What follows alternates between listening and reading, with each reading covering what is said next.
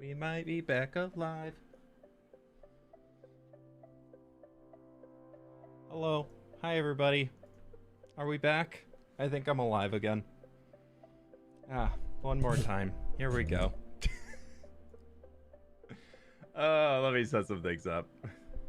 Hope this one works. Yeah, we'll be back this time. We'll be back.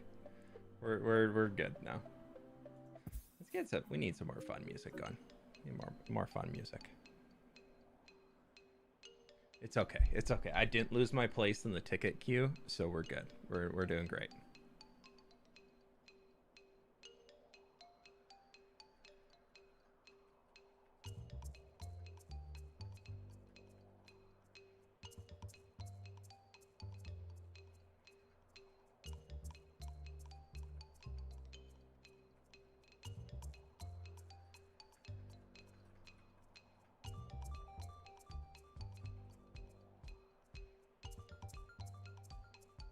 Okay. We're back. Let's try this one again. Pleased to meet you.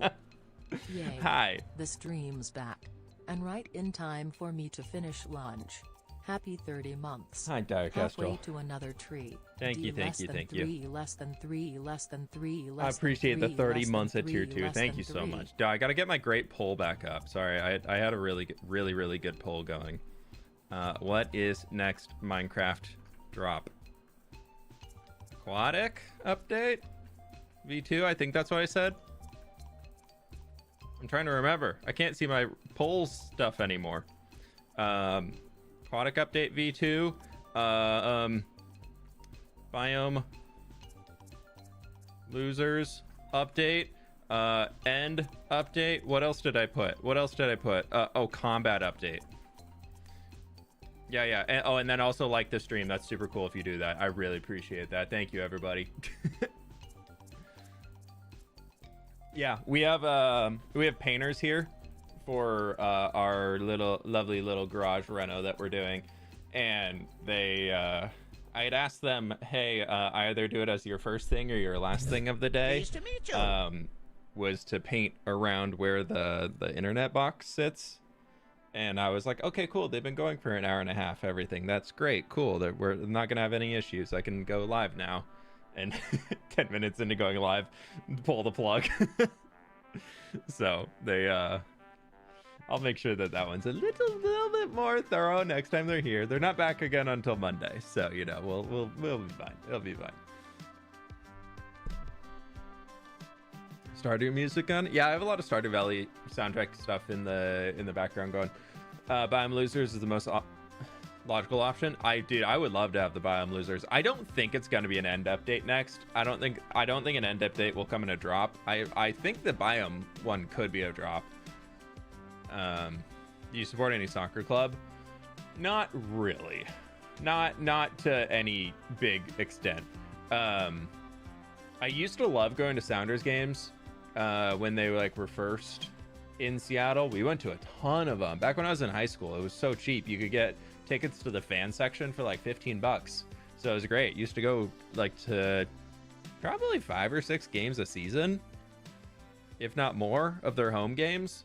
And now to get in the fan section, it's like $200, so it's not very fun to do that anymore. And you can't even get like a nosebleed seat for the same price you used to get right on the edge of the field for.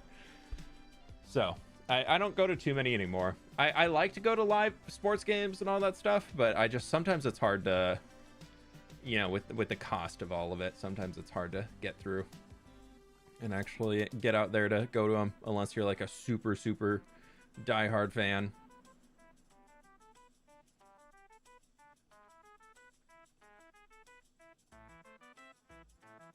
Pleased to meet you. Mel, thank you for the 37 months. _FWhip Kart _F whip code I love. Heading back to Twitch now. I appreciate you. Thank you for the support. Thank you. My friends, click the like button on YouTube if you have not already. We got 300 people in here and we're at 140 likes right now. So we did have a reset on the stream. So if y'all can do me a solid and click the like button, I appreciate it. You know what I'm gonna do, just so that there's not any confusion? Sorry, one more thing before we go live. I'm gonna take that old live VOD and just unlist it because that's a 10-minute live VOD that doesn't need to be there. Oh well, it'll just be a weird random start to the stream. People are going to come in here and see this and be like, okay, cool, now we're here. Alrighty. Shall we get into Minecraft? Now that we've had our hiccups for the day, I think we can get in here and start doing some stuff. Look at me, I'm on a mountain. Look at that, that's a mountain we're destroying. Look at them pigs. Those pigs, that... You're doing something weird. What the heck is he doing? I don't know. Yeah, we're gonna just keep digging and destroying the mountain for a while today. So the Minecraft live video today was fun. Yeah, it was cool. I was really happy with like how the animation looked. It was really cool. I'm pretty bummed about the date though, because that is the one weekend that I am gone. So I'm not gonna be able to do my annual Minecraft live stream, which I'm really bummed about. That's like one of my favorite streams every year, is to stream the Minecraft live show, like restream it. I'm so bummed to miss that this year. I would absolutely love to be there for it. I'll probably be watching it myself in whatever hotel room I'm going to be sitting in that morning, but man, I'm bummed. One of my stupid friends has to go and get married. Ugh, gross. He has to go and get married that weekend? Come on, didn't he think that Minecraft Live would be happening? What the heck? Who do I watch now? Yeah, good question. I don't know.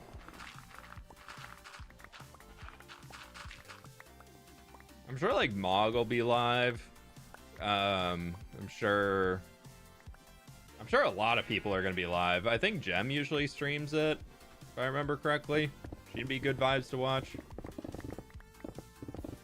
Why tearing down a mountain? Because I want to turn into custom terrain that's a little bit lower.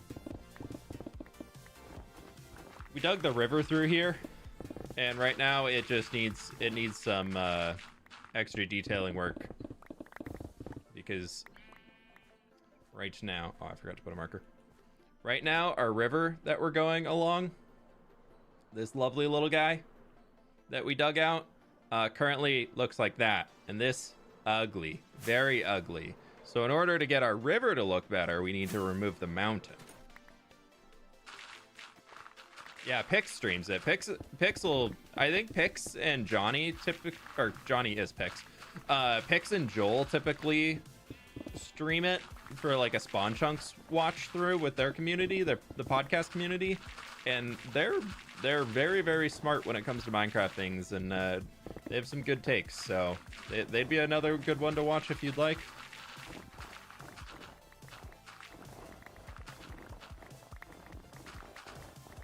I'll probably put like a second channel video out, like my thoughts on Minecraft Live or something like that. Like, I think that could be cool.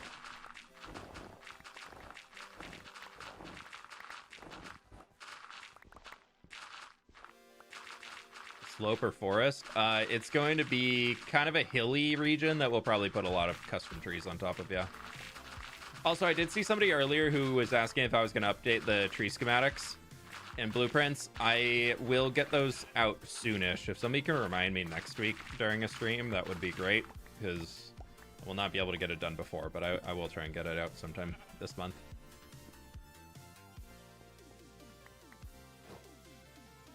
That's going to take a while to get through. Yeah. Poor animals, you're just destroying their home. Yeah, but what if I make it better? Also, I did clear out a vast majority of this stuff from here.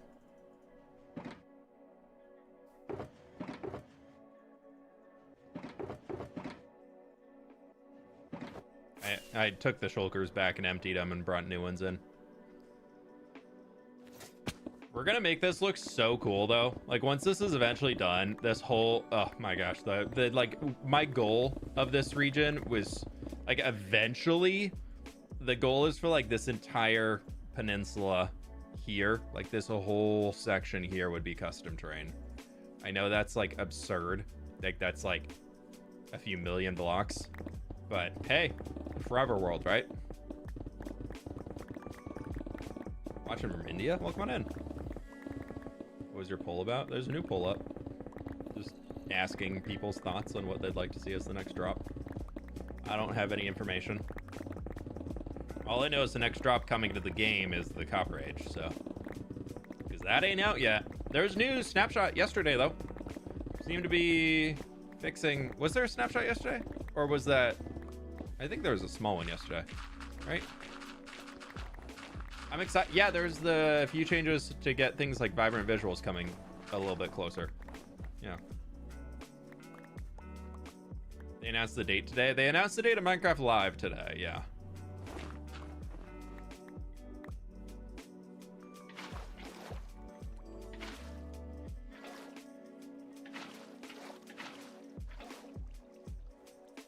Oopies.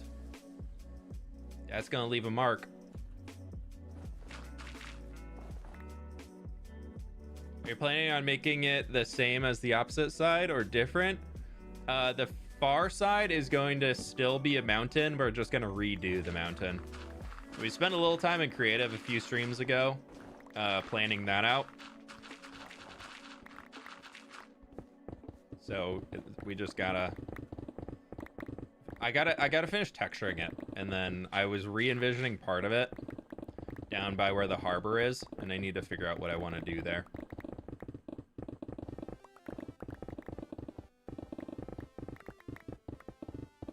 It's gonna leave a mark.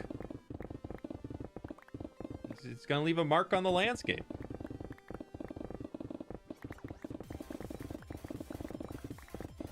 Pleased to meet you. I'm also tearing down a mountain in my realm, and I didn't realize how good Haste 2 is. Hope you're having a good day. Dude, we're just wubbing along here. Astrofort, thank you for the 5 months, dude. We'll see you in another 5 months when you get the mountain torn down.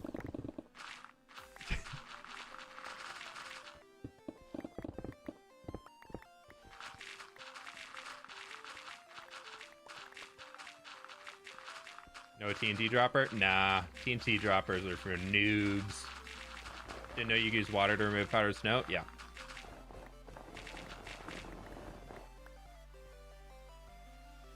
Everyone asks a Minecraft update you want, but what is the Minecraft people asking for that you hope doesn't come to fruition?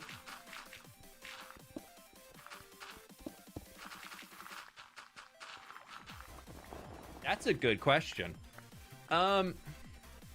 Actually, I think the end update that most people compare the mod, the better end, and the better nether to what we could have in Minecraft. So I don't want either of those. I think both of those are, like, I think what the developer of those mods was able to achieve is really cool, but they do not fit vanilla Minecraft in the slightest whatsoever. Any way you shape it, it does not fit vanilla Minecraft at all, in my opinion. Ever going to rebuild an ancient city? Maybe if we open up to one of them eventually, we could look into that. This song is a little wubby. This is a lot of wub. But yeah, so I would say that's not a Minecraft update that, like, I don't want to see happen. That I see a lot of people in the community talking about. I want to see it happen, because a lot of the things that I see the community being like, oh yeah, this is a little bland, we should have a new version of this. I agree with them, but I don't want to see it done the way that some of the community latches onto those things. I still want the end to feel barren. I still want the end to feel open, but I want there to be like end oasis biomes. It's similar to how you fly around for a while and you see an end city and you're like, oh my god, I finally found something.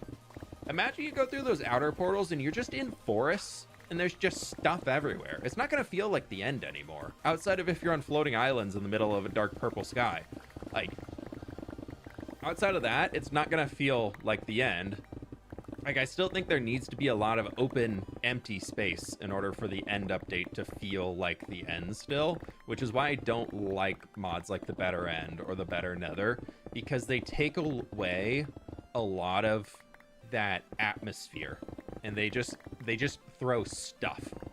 They just throw stuff for the sake of stuff. It's similar to how, like, a new player details a build in Minecraft. They see every single block space that does not have a decoration on top of it, and they add a decoration on top of it. And then you see experienced players do that, and then they come back through and they're like, okay, I'm gonna take away like 30% of these things. days. 11,009. The end is kind of the end, not really a lot after the end of something. The end dimension, I think, needs to be renamed. I know it will never be renamed, but I think when Notch was making the game, he was thinking of more of a survival progression game, and then it evolved into a survival building long-term play game where you do a lot of things. You just experience the world as you're going. You really get invested into what you're doing. The way that Mojang has taken it since they've gotten rid of Notch is very much away from that game that you can beat. Whereas the end implies that you're done. Like that's it. Like you've done it. You beat in the game. But you can't beat Minecraft. So I think the end dimension needs to be renamed, but I know it can't happen because branding. Eggs 44 and 43, my dude. Thank you so very much. I appreciate you. How you doing today? How's the big YouTuber himself, Eggs? He's all growed it up. McLeod, thank you for the 14 months as well, my dude. I appreciate it. Obscured Ghost, thank you for the dono. I appreciate that again. Thank you. What are you working on now? Tearing down a mountain.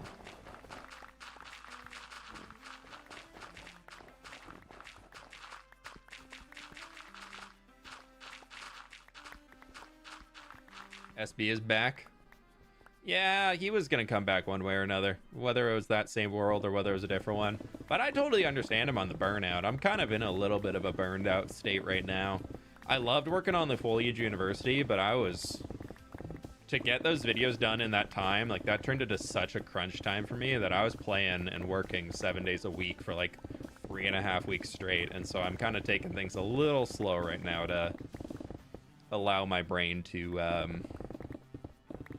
rejuvenate a little bit before I start working on things. So that's why last week there wasn't a full video, and this week's video is going to be a little bit smaller. I think this week's a great video still. I think y'all are going to really enjoy it.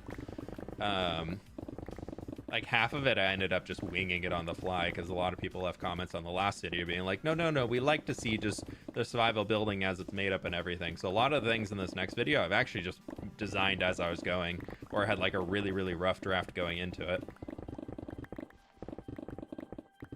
How do you deal with burnout on games? Burnout on games like Minecraft, I think, is very much just... Usually for me, there's something about what I'm working on that's making me not want to do it. There's some thing that's stopping me from wanting to move forward. And that really well could be that I just need to take a step away because I've been doing too much. Burnout can come in a lot of forms, and one of those forms can very easily be you've just been doing too much. So in that case, it's taking a step back and being like, yeah, maybe I don't need to do that much right now. Which for me either turns into I start looking into other projects that I want to do, maybe smaller ones that I can tackle, or usually for me from the content creator side where I get a little burned out or I start to feel the burnout the most is when I start to get behind in my schedule and feel like I get to a point where I'm like just rushing a video to finish it so the video can be up on time. So for me, usually that turns into having that internal conversation of being like, is it going to be okay if I just skip a week? Or can I pivot and do something else for a week and give myself those hours back to work on the next thing, and kind of going through that instead of having my regular weekly videos. So I find changing one of the things up of the scale of the project I'm working on and trying to do for the next video, I need to either adjust that or I need to adjust the time frame that I'm allowing myself to do it in or trying to do it in, or I need to just change the style of what I'm working on so my brain can be working in a different way, or I need to change the focus of what I'm doing. So instead of working on Minecrafty like building builds, maybe I work on a technical project. Maybe I work on something like the Wither Skeleton farm that I did, so that we can have a lot more details into there and really try and bring all of that home. So I'd say that's like most of the way that I really want to deal with burnout when I'm playing, is either actually just take a break or find a way that you can use a different part of your brain or use a different amount of your brain. I think that's probably like the main way that I try and think about burnout in like a sustainable way. Always hate skipping a week, dude. Same. I'm out of town tomorrow and Friday, and so I gotta skip a week this week because I finished this week's video yesterday, which is very rare for me. Usually I'm done the Friday before. So I'm like, I can't do it, dude. There's also no like tiny projects in my world right now that I can get done in like 2 days. So I was just like, yeah, whatever. I gotta take it off. I gotta do something else. So I was like, we'll just enjoy streaming a little bit more in between videos. I feel like that's the one part that I really like about streaming, is that even though I might not have a video go live, I can still have some content. I know not everybody in my community loves live streams. I totally get that. Some people prefer like the tailored, edited videos that are more wow, polished, super fun. But sometimes it's nice just to chill and stream for a week and still be like, hey, I'm still working. Just because I didn't publish a video doesn't mean I wasn't working. I feel like that's the hard part about YouTube, for me at least, is that you get so attached to the idea of publishing videos being like you finished work or whatever, like you finished work project, video went live. Pleased to meet you. So it's hard to quantify time that's not that as work time for me, even though a lot of other things go into work.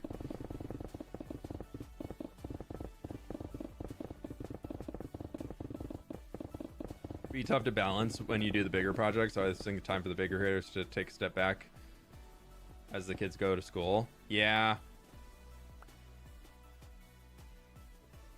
definitely seeing that this week. Dude, nobody's posting videos this week. What the heck? Meeg, thank you so much for the 10 months, dude. That's the goal. That's the goal. We're breaking big rocks into little rocks. It's gonna be great. I've heard it's a great industry.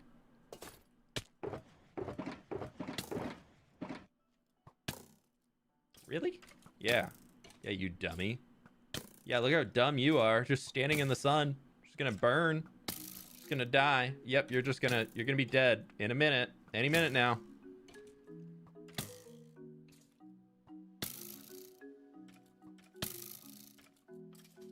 There we go. Thank you.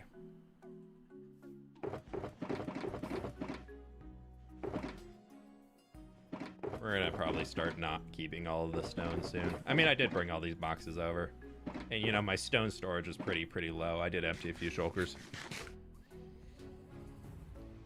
Yeah, I feel like for me, January typically turns into the time where I'm like, all right, I want to do like a very big project in January and just like spend the whole month on something, which I have so much fun with. And then there's other parts of me that would like, I would love to be able to do that stuff more consistently. Like, I want to build the mountains that we have around here. I really would love to have those finished up. They sound really fun right now for me to do, because with the burnout side that I'm kind of dealing with, I'm finding that part of me really wants to just take more time to just enjoy being in the world. And not being so much like, okay, I need to be breaking this, or I need to be building this, I need to be thinking about this, I need to be recording this. Whereas sometimes when I can just like turn my brain off and just get into a dig project and just enjoy breaking all of it and just tearing down a mountain or gathering up shulkers after shulkers of blocks, like sometimes for me, as much as I'm like, okay, this takes hours, and if I'm on a time crunch, it sucks. But if I'm not on a time crunch, I love putting together those massive material list, dudes, and just checking it off and just being like, all right, cool, that bam. Yeah, we got 2 shulkers of acacia logs, let's go. Like, it takes a long time, but if I can just enjoy being in the world and working on it, and then knowing eventually there's gonna be a really big project coming out of it, that's when I feel like I can have a ton of fun with it.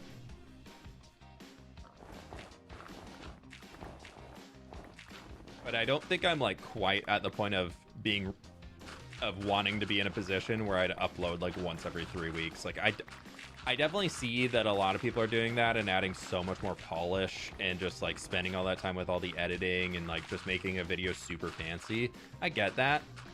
But I really love doing weekly uploads, dude. I need that. I don't think mentally I could really deal with that. Like, okay, now if I'm uploading every week, if a video doesn't do super well, that's fine because there's a video coming the next week. If I'm uploading once a month or even once a quarter, or even like I know Mog does like 4 or 5 videos a year, like every single one of those has to be a success. Otherwise it's like, oh, I spent how much time on this thing? And that for me, I feel like is, I don't think I could do that. I don't think I have that type of mental fortitude.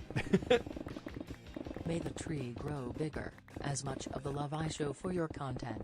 Life is good when FWhip streams and uploads. Hey, ZX, thank you for the 3 months, my dude. Big tree, big tree.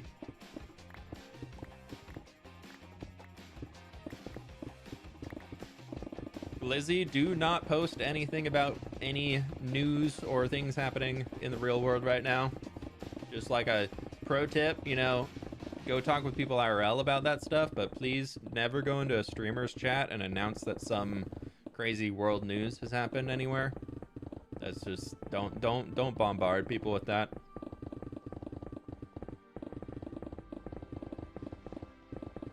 It put a lot of strain on your career. It's just a different way of going about it. Like once you can get the investments like Shovel has, where he knows he has a formula that's gonna work, he kind of knows he can tailor a video to being once every few months, and that video is gonna turn around and get the views. And so once you've built that up, you can kind of at least like know it's gonna keep working as long as like Minecraft hype is still there. Like you'll be able to figure out how to make it work. It's just hard being able to, yeah. There's a lot more anxiety, I think, with every single upload at that point.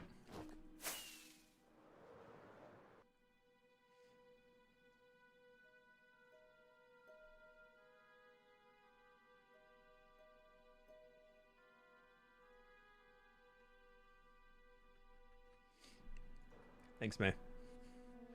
Put Shovel puts in insane hours as well, though. Oh, yeah, I don't think Shovel's work ethic is the healthiest either, but we all have our issues.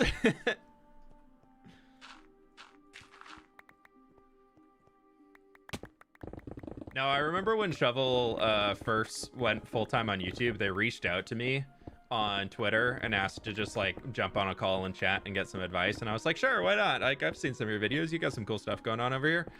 And we were just talking about life balance and all that, and I was talking about what I do, and he was like, okay, yeah, but I think I gotta do this. And I was like, all right.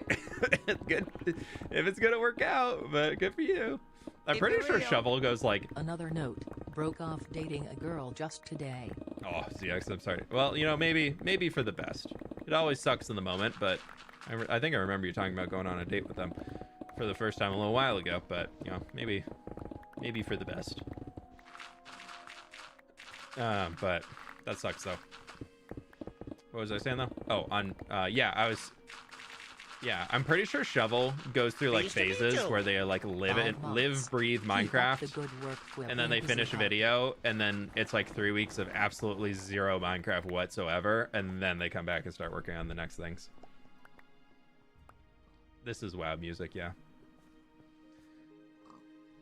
True WoW enjoyers. All true WoW enjoyers are gonna recognize the Elwyn Forest music.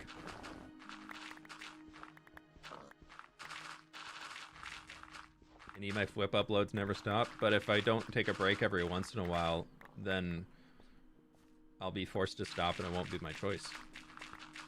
Gotta take breaks before, well, you still can. If you don't set healthy expectations for yourself, eventually you're gonna get so burned out that it won't matter, that there won't be anything you can do.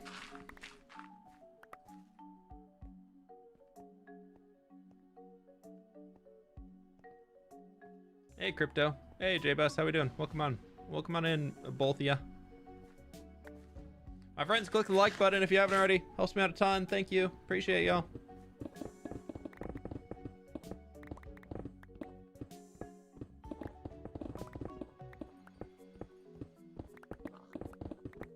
I was listening to the music and I was thinking it sounded like Ellen Forrest. Yeah, the song is just pure nostalgia for me. It's just... I'm playing Mystic Pandaria Classic right now, and I'm so tempted to bring in some of the mop music.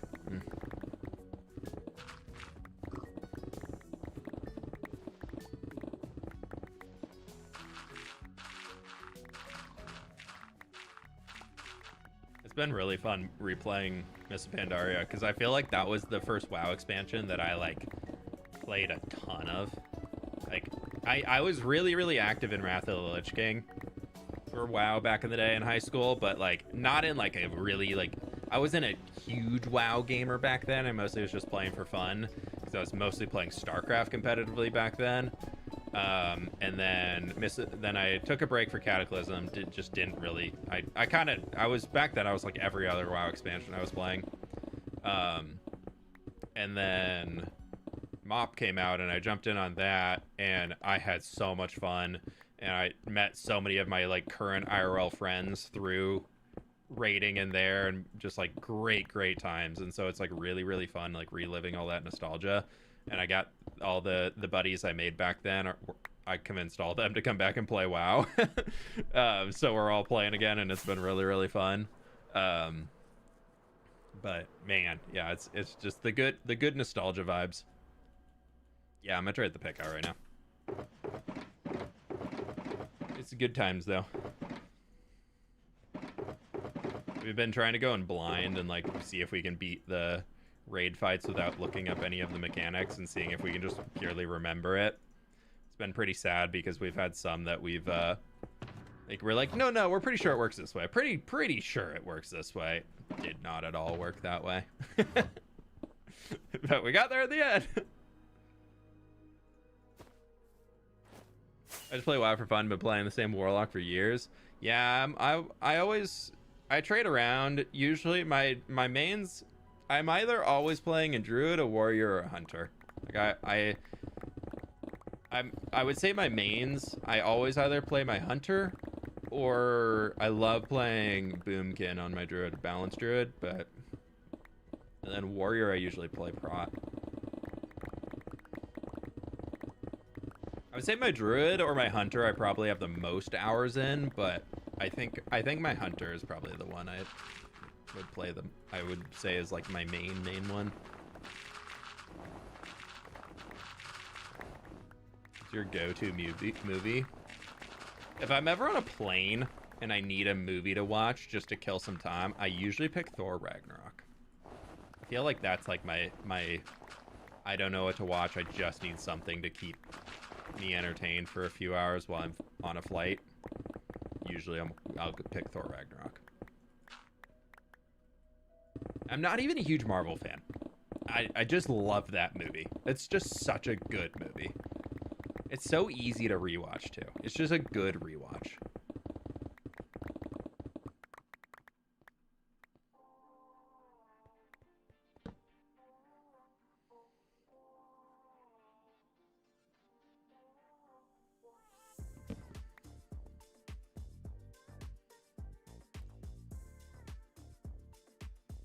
Thor Ragnarok is your comfort movie? It's great. It's great. I'd say that or The Meg. Jason Statham's The Meg. Oh. 1 and 2. They're so good. They're so terribly good. You can't get much better than those. It's hard to beat. Such a stupid movie, but oh my god, I'm smiling the entire time.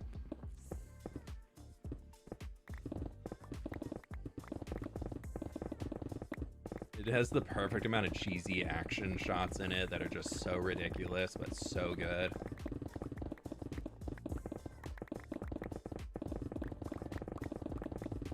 Oh my gosh, I finished Dave the Diver last night.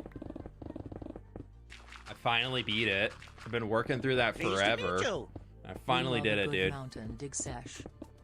Rihanna, thank you so much for the 20 months at 2-2. Appreciate you. Thank you so very much for the support.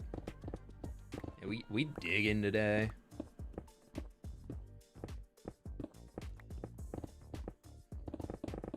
I also downloaded Hollow Knight for the first time. Bought Hollow Knight, played about an hour last night. Love the art style, dude. Oh, I'm in. I'm gonna be playing that for a while, I think.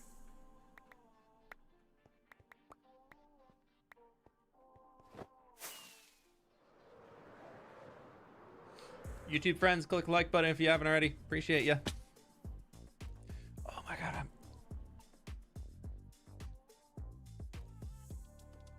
oh no, I missed the drawing on my phone. Wait.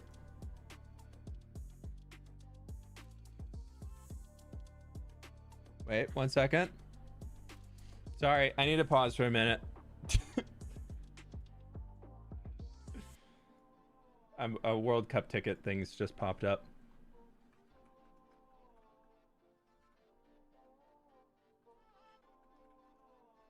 I completely forgot, dude. I have to make an account with FIFA? Ugh.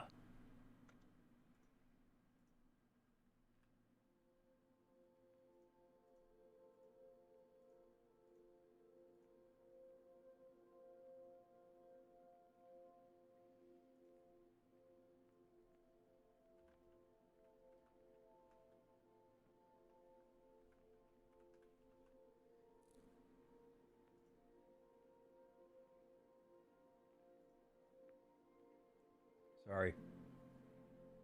1 sec, chat. Oh, I have to enter a code for my email. Dude, sad.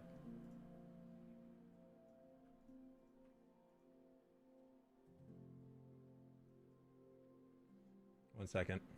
Get those tickets. So it's not actually getting the tickets right now, but it's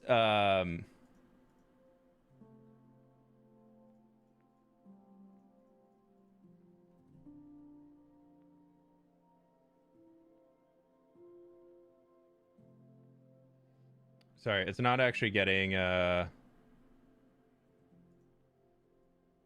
tickets, but it's getting you to be able to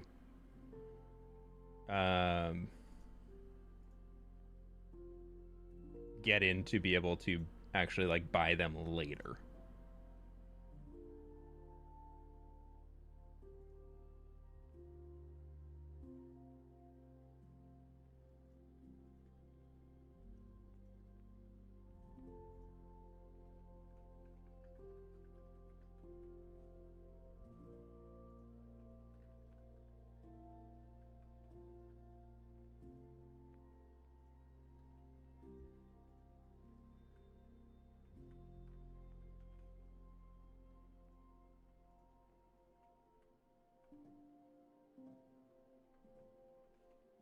Sorry.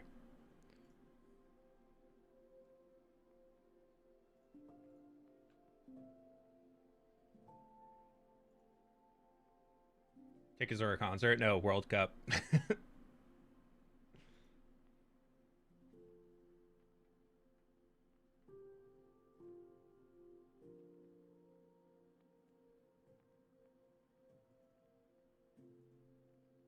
Yeah, World Cup tickets for when it's here in the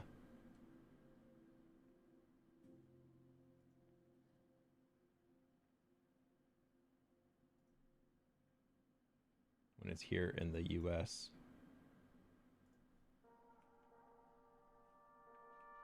Sorry, I didn't realize how much I would actually have to set up for.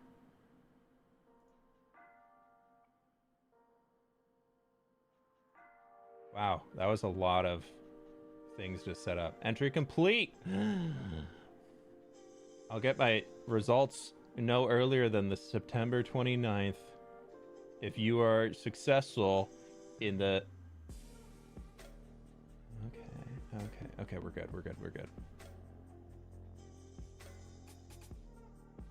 I put that I would fly anywhere in North America, so, you know. Pleased to meet you. Sorry about that. I was trying to type in, like, personal data, and I didn't want to, like, accidentally say it. So I was like, maybe I'm just going to focus on typing for a second.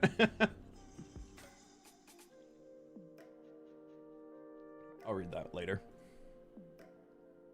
Okay. We locked in? Now we're locked in. Let's get super locked in, y'all. It's gonna be one of those times though where I just know it's gonna be limited to like buying 4 tickets or something, and that's gonna be so hard to figure out with the friend group to be like, all right, who if one person gets in, who's actually gonna be the one who, like, you'd have to pick your people. Like, you obviously would pick your significant other if you have one, but then you gotta pick your other people out of my friend group's like 20 people now that are all like super tight, that a lot, like, everybody kind of does everything together. And if you only get 4 tickets, which ones do you pick? Getting a tooth pulled at the dentist? Oof, ouch. Better to get it dealt with than have pain every time you take a bite, though.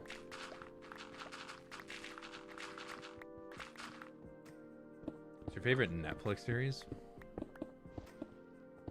I don't know. I don't really watch a whole lot of TV, I'll be honest. I'm not a TV guy. Like, I don't really care for most TV shows. I prefer to play games for the most part than watch TV, to be honest.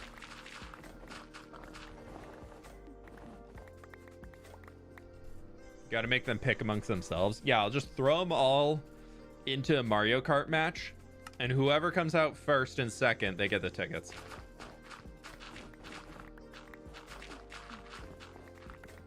We did a while ago. This is a great one. We've done it a few times now. But if you do partners Mario Kart, where you have a driver and you have somebody who will announce and guide them through it, so the driver turns away from the TV screen, so you can't see the TV, but you're the one with the controller, so you're like controlling the cart. You have to turn on the like support assist, so it'll keep guiding you. Otherwise you're gonna have a bad time. But then you have the second person behind, and they're telling them, oh, turn left, oh, turn right, oh, turn left, oh, you have this item, use this item. It is so funny. It's so funny, and everybody's just like screaming. And you do like 1 track, so you do 3 rounds, because you do 3 laps, because it takes absolutely forever. But you do a random track, so you can't even have like your Mario Kart pros being in there, being like, oh, I know this track, I could do this blindfolded. But oh my gosh, it is. If y'all ever need a party game, very annoying for a Mario Kart sweat like you. Okay, but then Genetic Sloth, do you think you'd be a better driver, or do you think you'd be better at telling somebody where to go? Because then you could play it that way. Like, if you're a Super Mario Kart sweat, like, you just pick the way that you go, and you hope that you got a teammate who can do it. And then you get 2 people who like communicate in different ways. You get like, okay, is it my right or your right? Is it like, if I say right, you go left, or you go right? It's so funny. It's a great time. Yeah, if you want extra screaming and yelling in your Mario Kart, just like an extra few sides of screaming and yelling, it's a great one. Sounds like hell, I'm gonna be honest. It's so fun. If you get 8 people, you get 4 people playing, you turn off the computers. You can leave items on, it doesn't really change much. But nah, if you don't go to win, you go just to have a fun time. It's just a good time. For my birthday this year, Sid organized like a field day, games day, and that was one of the games that we played. It was so funny. Recently got into Mario Kart, it's very nostalgic. Yeah, I can't decide if I want to get a Switch 2 for the new Mario Kart or not. Like, I want to get a Switch 2 for new games coming out, because I think it'd be fun. I'm loving my Steam Deck right now, though. I'll be honest, I'm playing on my Steam Deck probably like 2-3 hours a day right now if I don't have like anything going on. Like, I'm actually finding that I'm gaming on my Steam Deck more than I'm gaming on my PC, which I never expected to be the case. I got that thing more for just travel than anything else. But I've been really loving my Steam Deck. But so I'm debating if I want to get a Switch 2 eventually, though, or not. Pleased to meet you. Ernan, thanks for the 15 months. How much of the mountain have to be dug down? I think we need another 20 layers down or something like that. Silksong, thoughts? I just bought Hollow Knight last night. Not Silksong, Hollow Knight. I have 1 hour played on Hollow Knight. I beat the first boss. I accidentally found the second boss, I think. before I found the first boss, and I got absolutely smashed by a bug jumping up and down a bunch. And then I just got my little soul ability, my little bee, to shoot lasers out of my face at people. So yeah, I'm having a pretty good time. But yeah, I got Hollow Knight because everybody loves it so much, and then with Silksong being out and being so well received, I've heard the difficulty curve is pretty high up there, but I've also heard a patch is coming out that's going to make it some of those harder fights a little bit easier. But yeah, I'm super excited to get to Silksong eventually, but I'm gonna play through Hollow Knight first. Coffee or tea? I'm a tea drinker. I don't like coffee. Guys, Switch 2 for travel. It's bigger than you expected. Yeah, the Steam Deck is also huge. Like a Steam Deck compared to a Switch 1 is like 3 times the size. Silksong is pretty brutal, but yeah, there's some patches coming out to hopefully make it not as bad. See, I kind of like really difficult games though. Like I enjoy Elden Ring. I'm one of those. Like give me a fight with consistent mechanics that I can learn the dance to beat it. Like I want that, dude. I'm so in for games like that. I will happily spend hours on a single boss fight trying to figure out how to beat the thing. Pleased to meet you. Do you have the OLED or the LCD? I got the fancy one. Derp. I can never remember which is the fancy of those two. But I got the 1 terabyte fancy one because I'm bougie. And I wanted a fancy one. Every once in a while I'm like, I haven't bought something for myself. I'm gonna buy myself something nice. And then I'll just for those who are wondering how far we have to go down, at minimum it all needs to come down to, before we even start on the where the schematic is, it's got to come down to there. That needs to come all the way down to here. But as soon as we get down to like this layer, it's gonna kind of start skinnying down what we actually need to break. LED then? Yeah, probably. Whip is a fancy guy. I don't buy stuff for myself that often, and I don't really buy much at all, so that when I do buy something that I'm like interested in enough to want to buy it, I want to buy something that's pretty nice so it's gonna last. And yeah, I don't know, I feel like that's my like one thing of just like, if I'm gonna buy something, I want it because I don't do it often, so I want to get something that's gonna be nice, and then I'm gonna want to use it for a long time.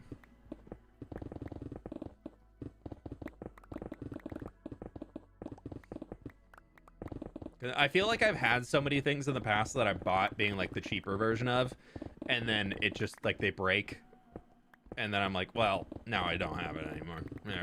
Or it's like I bought my Microsoft Surface like 5 years ago now, and I bought a small like one that was like met the minimum hardware requirements to be able to use Photoshop on it pretty well. And then the next Photoshop update came out, and my Surface no longer meets the minimum requirements to use Photoshop, and it lags like crazy. But if I just spent, like, I got the next model up that was literally an extra $60 or something stupid like that, and I already spent $600 on the Surface, it would have been fine, and it still would be fine for the new requirements for it. And so I'm just like, I'm always gonna like try and get a little bit above whatever the minimum I need, so I can not have to buy another one later, because I would rather have tech that lasts for a long time and is usable for quite a while.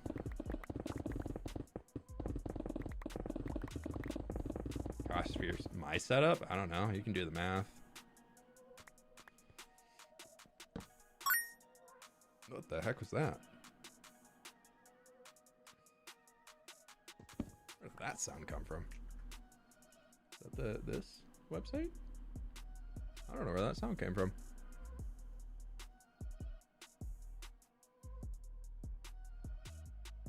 I'm gonna close that website. That was weird. I mean, this is my full-time job, so I do need a lot of I've spent a good amount of money on this setup. I don't think any normal person needs this level of a setup.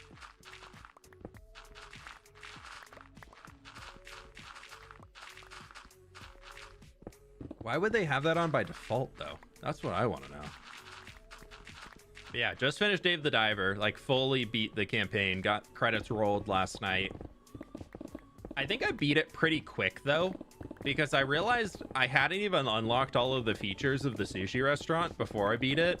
And then I got into, like, the next day, and it was like, okay, here's this new, like, side quest to do this thing. And I ended up looking it up, and it was like, it gave a reward that was supposed to help you, like, with the diving underwater to complete boss fights and things. So I think I beat it a little quicker than the game, like, intended. At least for, like, the overwater storyline to go through, but didn't mean to interrupt you. No, you're good, you're good. What mountain are you transforming now? Path is over that mountain. There's the tree. This one's along the river. Didn't mean to interrupt you. No, you're good, you're good. You play on any servers? If I'm playing on multiplayer, I'm playing on Misadventures right now. Afternoon, whip and chat, chilling in stream and playing modded today. Hope you all have had a good day so far and enjoy the stream. Like the stream. What mods are we running? Raven, thank you for the dono, though. Appreciate you. Yeah, if I'm playing multiplayer, I'm on Misadventures right now.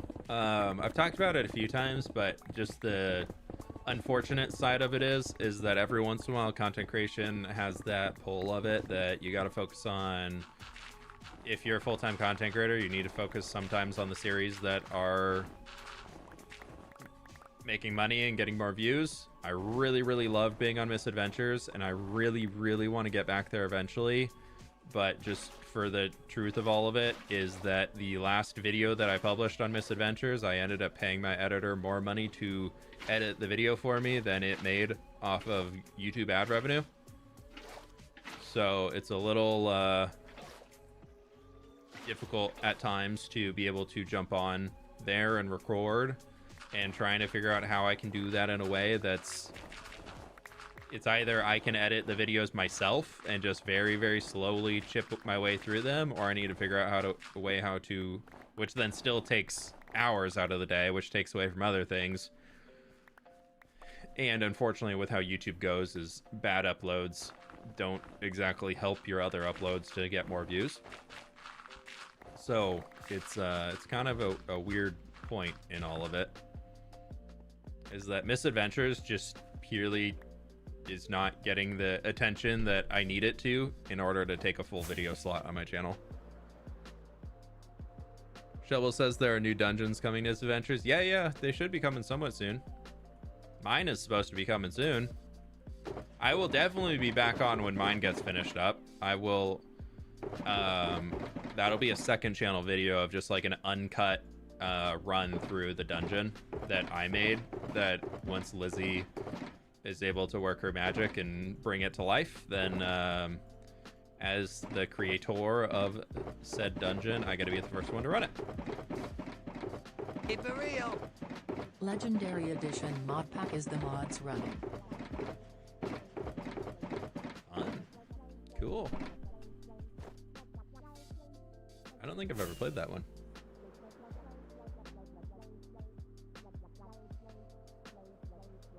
Oddly, if you're getting the mod's attention, it's because you might be doing something a little bit more than anybody else in chat. Also, you keep asking the same question when I've answered your question multiple times, so. If you ask questions in Twitch chat, I totally get it if you want to repeat yourself and ask it again. But if I have actively answered your question, if you didn't hear it, that's not on me. I can't keep repeating myself if you were too focused on asking the question to listen to the answer. But that's okay. I think the algorithm is super messed up right now too, because I've actively clicked. I have to actively click on your channel to see new content. What? Oh, I hate to hear that. Haley, do you have restricted mode on by chance?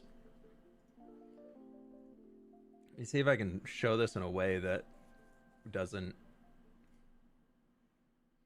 Yeah, there's if you are on your main YouTube, actually I can show it here because I don't think there's anything on here that will dox me.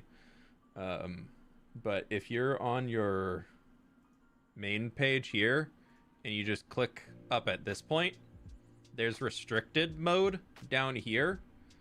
I'd be curious to see if anybody's having issues seeing my content if you have that on. I know YouTube by default turned that on for some people, but I'm curious if anybody has that on. YouTube's new AI age thing has been nuking views. Yeah, I know that, and the restricted thing is getting turned on for a lot of people just by default. Yeah, shout out to the mods today. They've been putting in the work. Yeah, because I thought my video last week, the cheating topic video, I for sure thought that was gonna get some more views than it did. It did okay. Did a little bit worse than a normal hardcore video. Maybe it'll just, I think it'll be one that'll be a slow burn, and I'll look at it in a year and be like, oh wow, that's got 1 million or 2 views on it.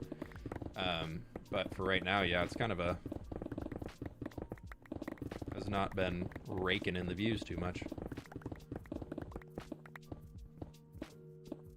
No, and I have notifications on too. It's not just you either. Yeah, hopefully this is just a learning moment for YouTube and they take things back a little bit. Yeah, because I feel like on my home feed, I've been like, why is nobody posting videos? Maybe I just need to start being more active on the Instagrams and stuff in there. If you all are like, why is Flip never posting? Or can't find the stuff, Discord does send out notifications every Thursday when a video goes live or when a stream goes live. So if you have notifications turned on in Discord, you will 100% get notified on those. And I promise I do not at everyone spam y'all unless a video notification is live or there's something extremely important to share. I fully respect Discord notification spam because trust me, I get it too.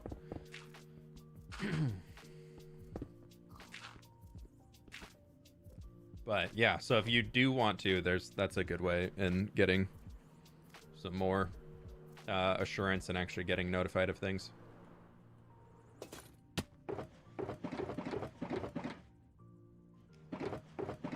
But yeah, I'll try and start posting on Instagram when a new video goes live or something like that. I'll just do a little story post or something so that can get out there. And I really want to get more active on Instagram with posting builds out there, but I always forget. I always forget to take screenshots and post them up there because unfortunately Instagram needs to have shaders on it because they have to be all fancy. So it's hard to like post on Instagram and do all that. And I also don't want my Instagram feed to just be straight Minecraft builds 24/7. Like I like it being a good mix of me and Minecraft.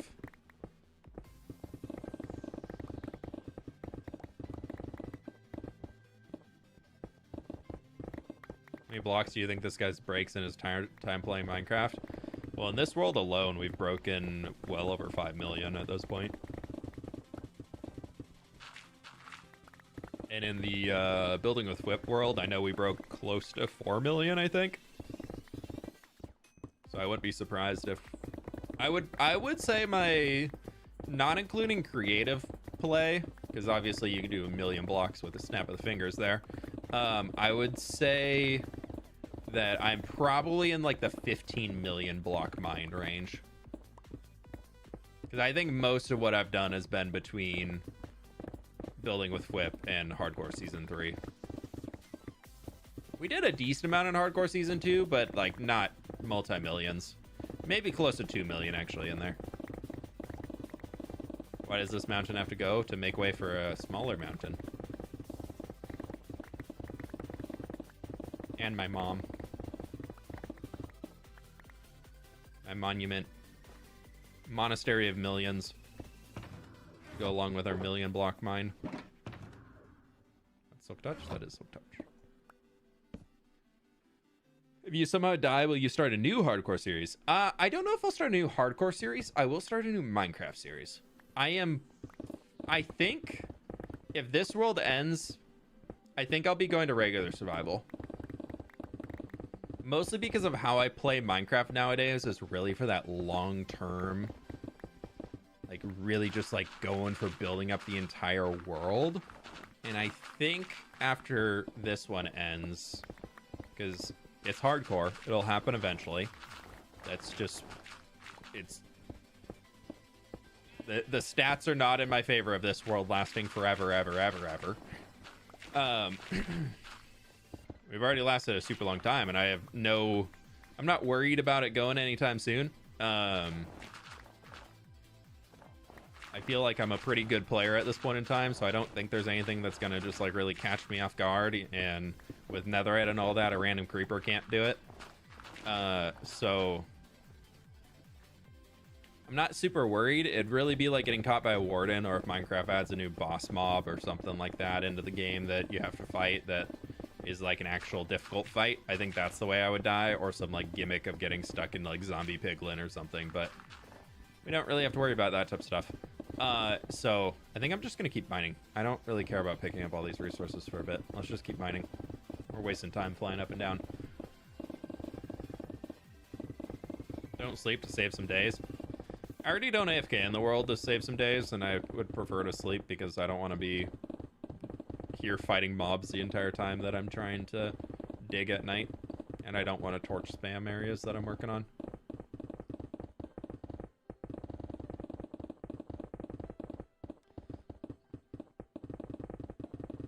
Have you started to plan Mom? I haven't started to plan out Mom yet, no. All I know is that it's going to be like a monastery on top with multiple wings to it. So it's probably going to be a little Gothic cathedral inspired. And then after we get through the Gothic cathedral point, I want to have a big cave system underneath that we're going to start our zoo. So the zoo is going to be a bunch of rooms where we can have exhibits. And whenever a mob kill reaches 100,000, we will put one of those mobs in there. Or counterpoint is we could just make it 10,000, but then that could potentially be a lot of mobs. Because I was kind of thinking, or we could do like 25,000. That might be a good balance. Because my new plan on it is that would be really, really painful for like some big crazy ones. But it could also be really cool to say like, as we get, I don't know, 25,000. I'll figure out the numbers when I actually get to building the thing. I know the numbers from above of 1 million, 2 million, 5 million, 10 million for the pedestals for the different blocks and tools and things being used. But as far as the mobs go underneath, the goal is down there is that whenever I kill a certain amount of a hostile mob, it will be added into the zoo. And we will basically have one that we will save. And it'll like get its own little zoo exhibit in this big cave system that will dig out underneath this whole thing. So yes, even more digging. It's gonna be super fun.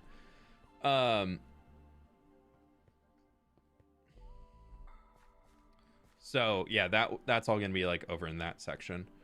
But yeah, because my thought originally was like, oh, we'd put one of the dudes in there. But it could also be fun to be like, okay, for every 10, 20,000, whatever we need for it, then we add another. So say we get like, what would it be right now? Like a drown, there'd be one drowned in there for now. But if we get another 1,000 drown kills, we could add a second. The Endermen, that's gonna suck. They might have to sit in boats. Because that'd be 5 Endermen in there. Or we could do 25,000. That'd be 2 Endermen. That would be potentially 1 or 3 pillagers. We would get 2 or 6 silverfish, which that would be kind of a funny one to build. I guess you just couldn't do stone on any walls. Vindicators would almost be 1. Wither Skelly would have 1, and then that would be it. So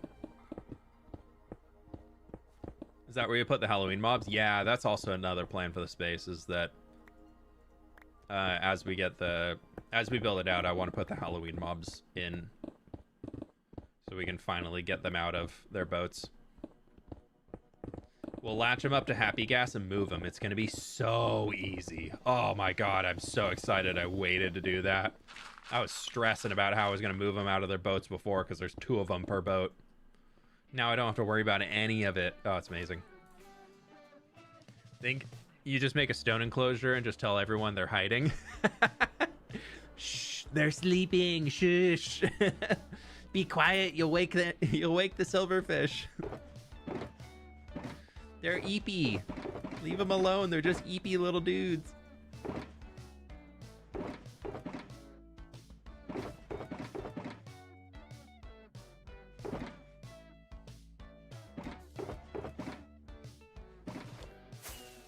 Going to be very slow. Yeah, I mean, that's the point. It's supposed to be a long-term project. I don't want a project where, like, because I've seen some people do, for every 1,000 blocks I mine of this, I add one of it to this monument. I'm like, dude, I go through 30, 40,000 blocks in a single video. Like, my dirt monument would be insanely big. So I don't really want to do that, but I like the idea of having something that like slowly grows over time. Because the idea for one of them is like, if I hit 10 million on any stat in here, so whether it's 10 million stone mined, 10 million pickaxes used, like with netherite pickaxe, they're going to all have their own pedestal. And for 1 million, we were going to put an iron block under it. 2 million, we're going to put a gold block. 5 million, we're going to put a diamond block. And 10 million, we'll put a netherite block underneath it to symbolize like what level it's at. And once we finally get one in there that has a netherite block under it, that'll be worth the time for me to go and farm netherite. I will go and farm a netherite block to be able to make that. How low can I go? Not very low. I'm not very flexible. Not as low as I wish. Can you bring some of your friends to help you? But that would ruin the point of being a single player world. I could. I don't think any of my friends would willingly come and break blocks for a few hours with me, though.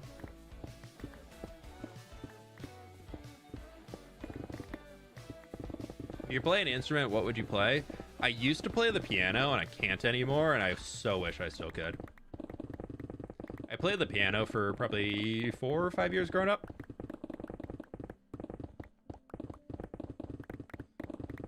My mom is very musically talented, so she got us into playing instruments when we were kids a lot, and then I was fairly good at it, apparently. That's at least what she says.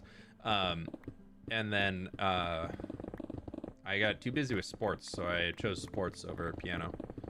And I wish I still knew how to play.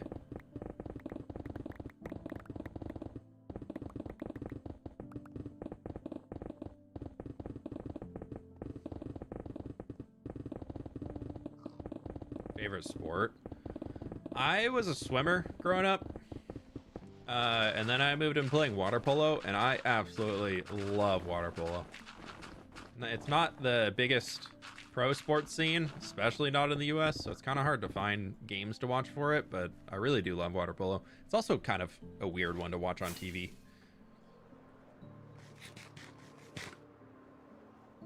Our stream was wild with people spamming bad words. It was only one person. They just kept coming on different accounts.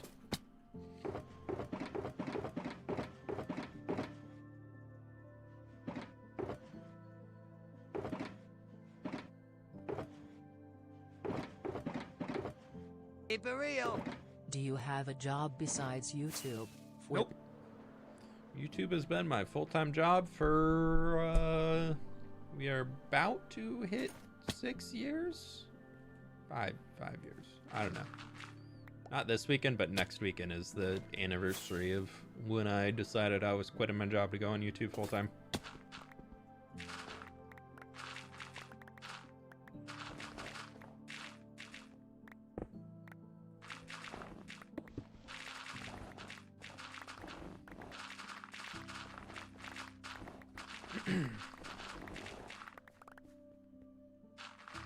Why do you collect the broken blocks? Because I don't really need them. The snow I actually do want to keep. Because we're going to need a lot of it to rebuild the mountains. Putting a lot of snow and more so snow layers on it. Snow layers aren't too bad to mine, so I don't really care too much about those. I'm not going to keep the little ones here and there, especially when I can just make a snow golem and farm them like crazy. What job did I have? I worked in tech. I worked in like IT stuff beforehand, so a lot of database management work with different companies. Jumped around in the Seattle startup scene for a while.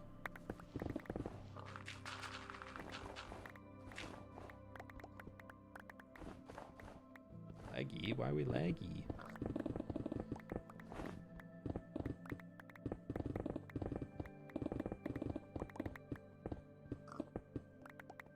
How many shulkers have I opened? Oh, it's a lot, dude.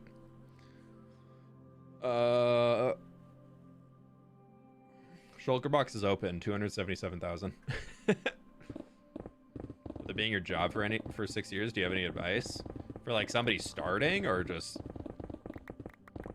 I think the big thing about YouTube, especially if it becomes your full-time job, is that it's still a job, very much in the real sense. And a lot of people out in the world are going to tell you what you're doing isn't a real job.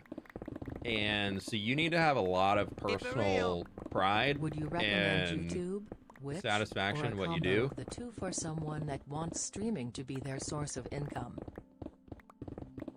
Sophia, thanks for the dono. I'll get you in a sec on that one. But yeah, I think the big thing is that you have to have so much pride in what you're doing to be a content creator full time, because you're gonna face so much unjustified internet commentary that nobody really should have to go through, that you just get for sure no matter what you're doing as a content creator.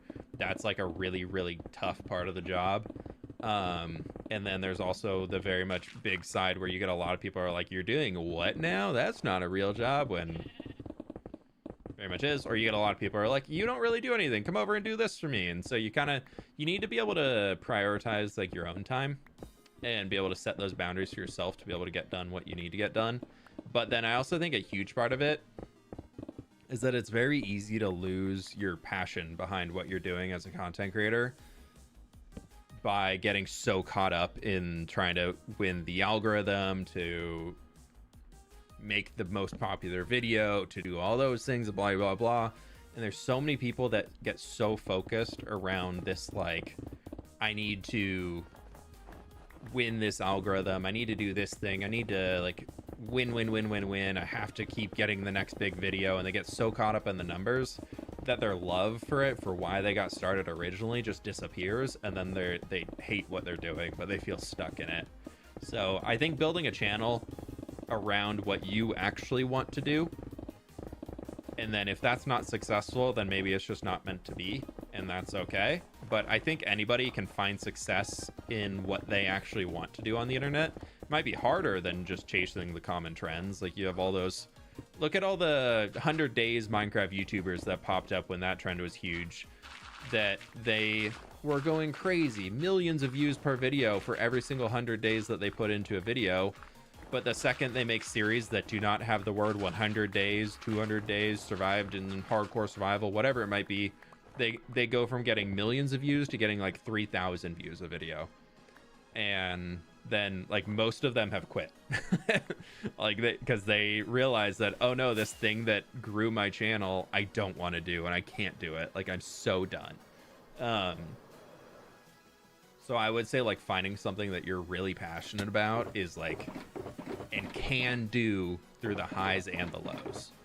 Like, you can be passionate about something when you're winning and you're getting millions of views and you're just like taking over the YouTube world and just like popping off, and you could be having so much fun, but those views eventually are going to stop. Like, that hype is going to move on to something else, and like, what are you going to do then? Like, that's the big point where a lot of people get to a point where they fail, is they just don't know where to go next, or they don't like what they technically would have to do to stay popular, and then they built something that they themselves don't want to be doing.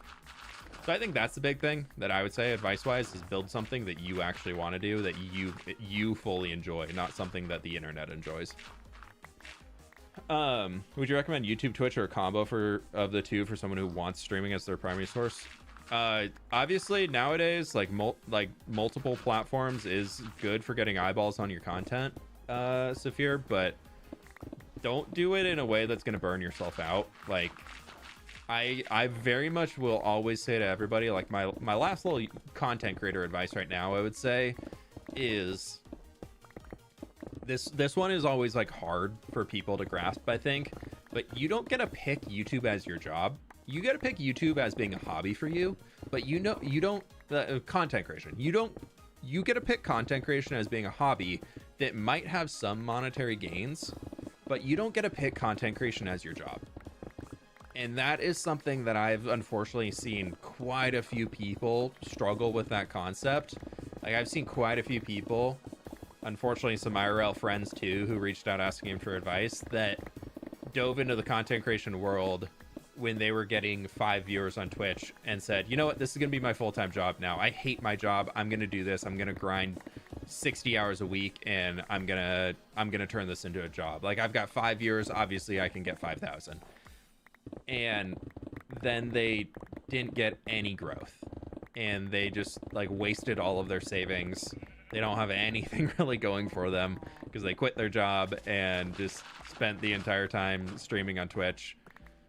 And it sucks. It sucks to watch and see some people go through that, which is why I always say is you get to pick it as your hobby. You don't get to pick it as your job.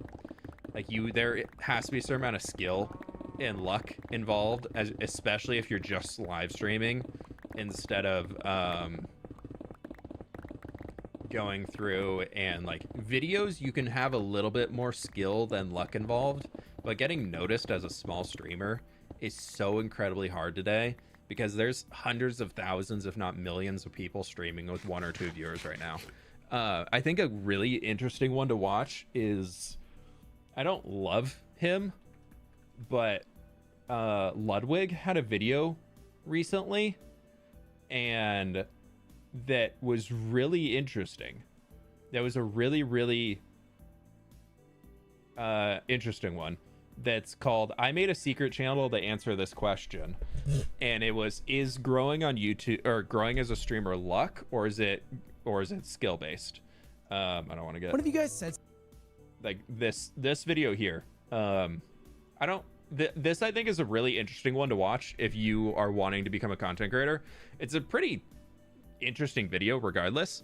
But he goes through talking about what it means to, like, he goes through the process of starting a new Twitch channel as him, who can show up with like hundreds of people watching him within minutes of his stream going live. He even makes a comment. He turns his stream on, he gets like 6,000 viewers. And so he starts a stream in here and does it for a whole day to see if he can even get 1 follower that's not a bot. And it's a really interesting video. If you're trying to become a streamer, I would recommend watching this, because it's a really interesting story of somebody who is extremely successful, of 6.7 million subs on YouTube. Could they do it again off of streaming if they just started brand new? Like, that was, it's a really good video. Would highly recommend if you're getting into that side, because it's very much the real side of everything. But yeah, I would say if you want to be a content creator, do it because you want to be a content creator as a hobby. Never start content creation because you want it to be your job. If you want it to be your job, you're only going to be disappointed, or you're going to quit in 3 months, 6 months, whatever it might be, because you're only going to have like 2 viewers, or you're going to only have like 17 views on your video, or whatever it might be. And then you're going to be like, this wasn't even worth it. I didn't make any money. But if you started as a hobby because you're extremely passionate about, you want to share your, for me, I started because I wanted to share, like, I have a few reasons, but one of the reasons is because I wanted to share what I was building in Minecraft with more people. And so for me, does he account for already having all the best equipment? He literally streams from his exact same setup. Jack, like, he fully streams from his exact same setup where he goes live on his main page. Like, nothing changed. So he went with the best equipment, the highest audio quality. He literally even just like talks to himself as if he's doing his own, like, his normal stream things. He even streams the same games that he's streaming at the same time on his main channel, but just under a different name with 0 followers. It's worth a watch. It's highly worth a watch. But yeah, I thought it was a really, really interesting video. So yeah, it helps answer that question of like the luck versus skill side, and like shows how difficult it is. Shows how crazy hard it is to actually grow out there. But yeah, so I guess that's my advice, is just set goals that are reasonable and obtainable, and don't do it because you want to make money and be the next Mr. Beast. Do it because you want to share something with the world. If you're doing it because you have a love for sharing things out there, regardless of how many people watch it or view it or whatever, your chance of being successful is much, much higher. So he did the Stephen King thing, put a book under a different name to see if it sold. Yeah. Pleased to meet you. Exactly. Happy days.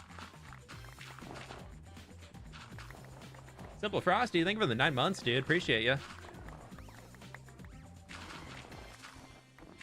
Don't worry, y'all. It only took us an hour and a half, but we're almost done with another 4 blocks off of the mountain. Woo! Happy days indeed. Just have fun with it. It'll be way more fulfilling that way. Yeah, I mean, Eggs, I feel like you're a really good example of that, of somebody who was creating content for a long time and just needed to have an opportunity to get some more eyeballs on what you're doing. But like, you had good stuff to begin with, and now don't forget to like I'm today. super happy for you. The growth that you've been able to see off of the create mod SMP, whatever you guys call it. But yeah, I feel like that's a really good example of you took the time to learn what you actually like to do, how you like to do it, and then an opportunity came along and you were able to capitalize on the opportunity. Like that's also a big part of it, is being able to just like, you're gonna get chances. I feel like that's the other YouTuber side. It's just life side, to be honest. You're gonna have chances and opportunities for things that are gonna come along, and you just need to be ready at any given time to like jump on that chance and that opportunity to like find your next level of success, whatever that might be, whatever that is in life. That like, that's even just like being able to have those positive relationships with people at your company when they're like, your manager is thinking about who to promote next. It usually doesn't come down to who has the best skills for the position. It usually comes down to like who has the best people skills and who the managers like the most, because probably everybody on the team can do the job, but then it's more about who does the manager actually want to sit with in a conference room when they have to talk to that person all day, every day to manage all the job. Like, they'd rather work with somebody who they have a good rapport with, you know? It's annoying when you probably are over there like, yeah, I have a lot better skills than half the people I work with. Why do they keep getting promoted? Fun and because share people what skills. I do playing Or Minecraft. a different, like, prioritizing having those people, interpersonal relationships and whatnot. The opportunities. Jordan, thank you so much for the dono, dude. When I start, it will be for fun and share what I do playing Minecraft. Yeah, I think that's the best way to do it. Why are we removing this mountain? Because it's gotta go. Stan be like, create? Create? Yeah, Stam, I know you're over there. I love create mod.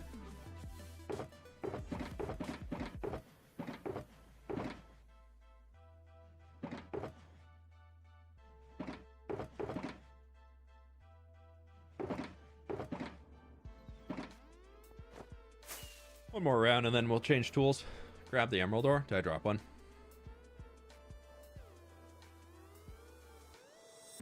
I don't know how someone didn't make you a custom totem. A few people have. I just don't want to use one. That's like part of the joke, I feel like, of this is what you see in hardcore Minecraft, is every hardcore Minecraft YouTuber has a custom totem that looks like their Minecraft player skin. Like, I don't I don't need that. I think the totem Mog has is awesome. Like, I could do it. I could have a totem like what Mog Swamp uses, where it's like still a Minecraft totem of Undying, but it just looks like a golden little Mog Swamp. Like that I could do. I don't want like a full 3D model of my character skin. Like, I don't need that. Every color that I would use for a full skin with just like a smiley face is already taken. Like, there's already somebody who has a light blue one. There's already somebody who has an orange one that's popular. Looney took pink. You know, green was already taken by the person who shall not be named. And so, like, you know, all the popular ones were already taken that I would use. Cyan, I don't think cyan would fit me super well. No, I'm just kidding. I'm not going that route. Oh, that was so funny. When everybody would just place all of their, like, all of the Minecraft character skins just turned into a blob of color. They said, we see Dream and Sandiction have very, very simple skins, and everybody loves them. I must do it too.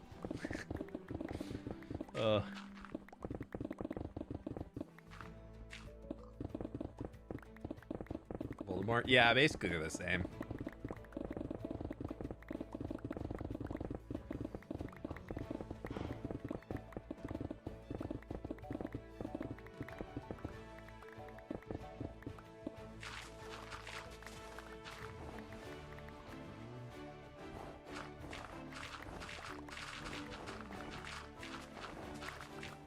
that at? 180. Yeah, we got plenty.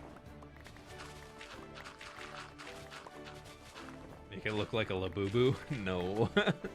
I don't even know why those are cool. All I know is Shelby got one, and I was like, what is this? And she was like, I don't know. I'm like, okay.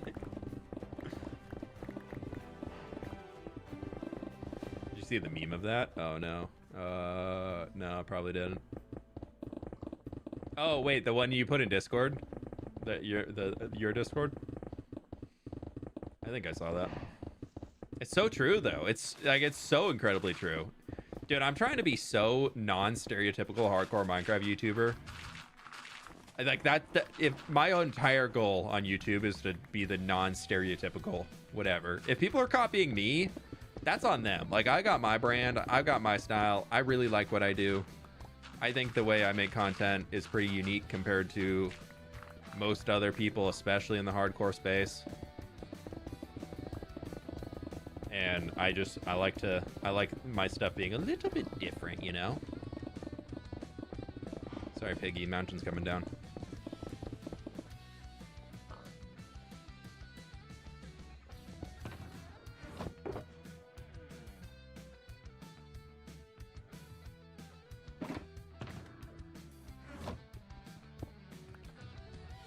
Kind of hoping we had a few goats up here, but I think they were not on this mountain.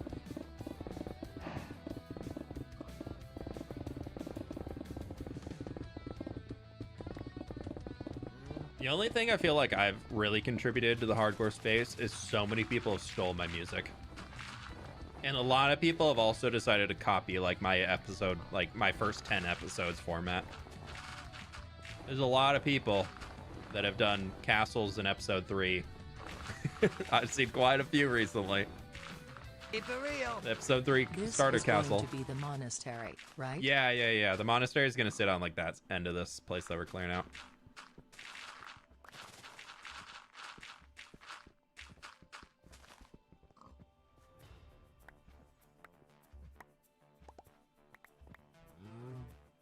Doing a river extension out to the ocean, but been a block hoarder for me. It's hard to let blocks respawn. Yeah, I said the same until I had multiple double chests full of shulker boxes full of the block. I have 2 double chests full of shulker boxes of dirt. I have well over 300,000 stones sitting in double chests and barrels, including an entire double chest, if not more, full of shulkers of stone. Got about the same for cobblestone. I've got a double chest of shulker boxes of grass blocks. Like I got so much stuff, dude. Well, there's another layer down. That's cool.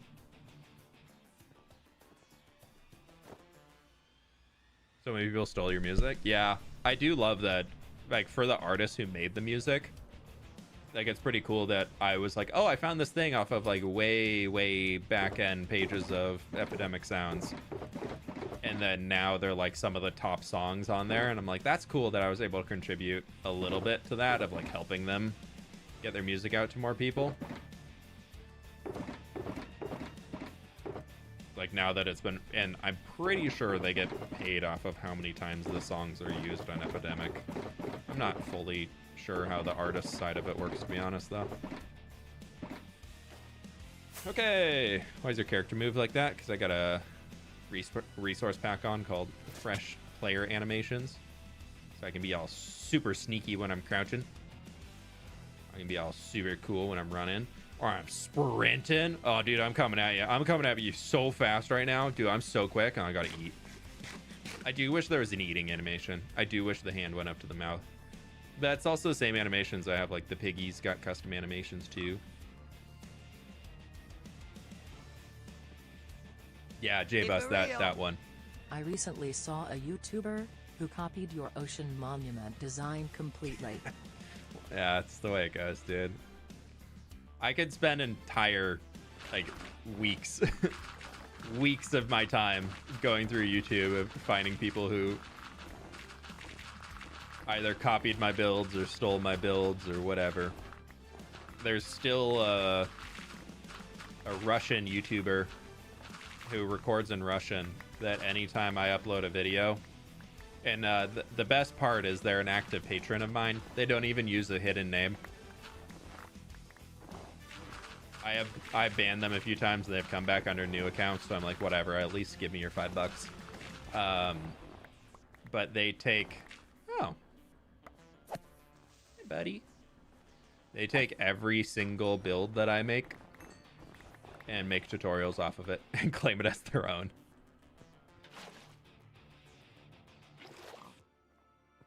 So, you know, that one's always super fun to see.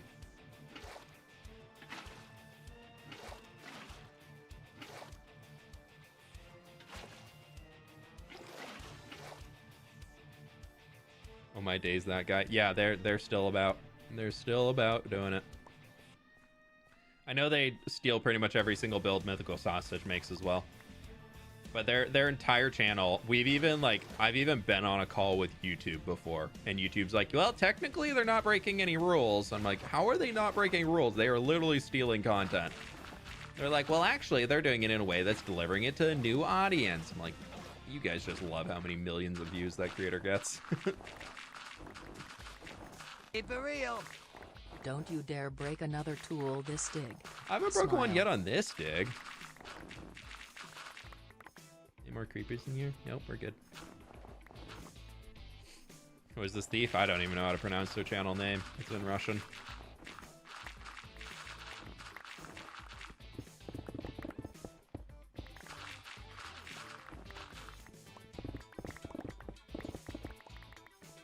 So I got no ideas. I wonder and hope that you can expand on the ocean monument, maybe a civilization for it. I would love to one day. I don't think it's something that's currently on the tier list right now, or high on the tier list for projects I want to prioritize. I would rather focus on Tough Haul, Finishing Path, New Papyrus in the Savannah area. That's gonna be like that Mediterranean zone. Like those are, and then also the Nether. I feel like those are bigger ones that I want to push forward nowadays. The ocean monument, honestly, the farm's not the best. I designed it myself and I didn't do a great job. For real. Never say yet. Knock on wood, good sir. Fair. Thank you, I appreciate it.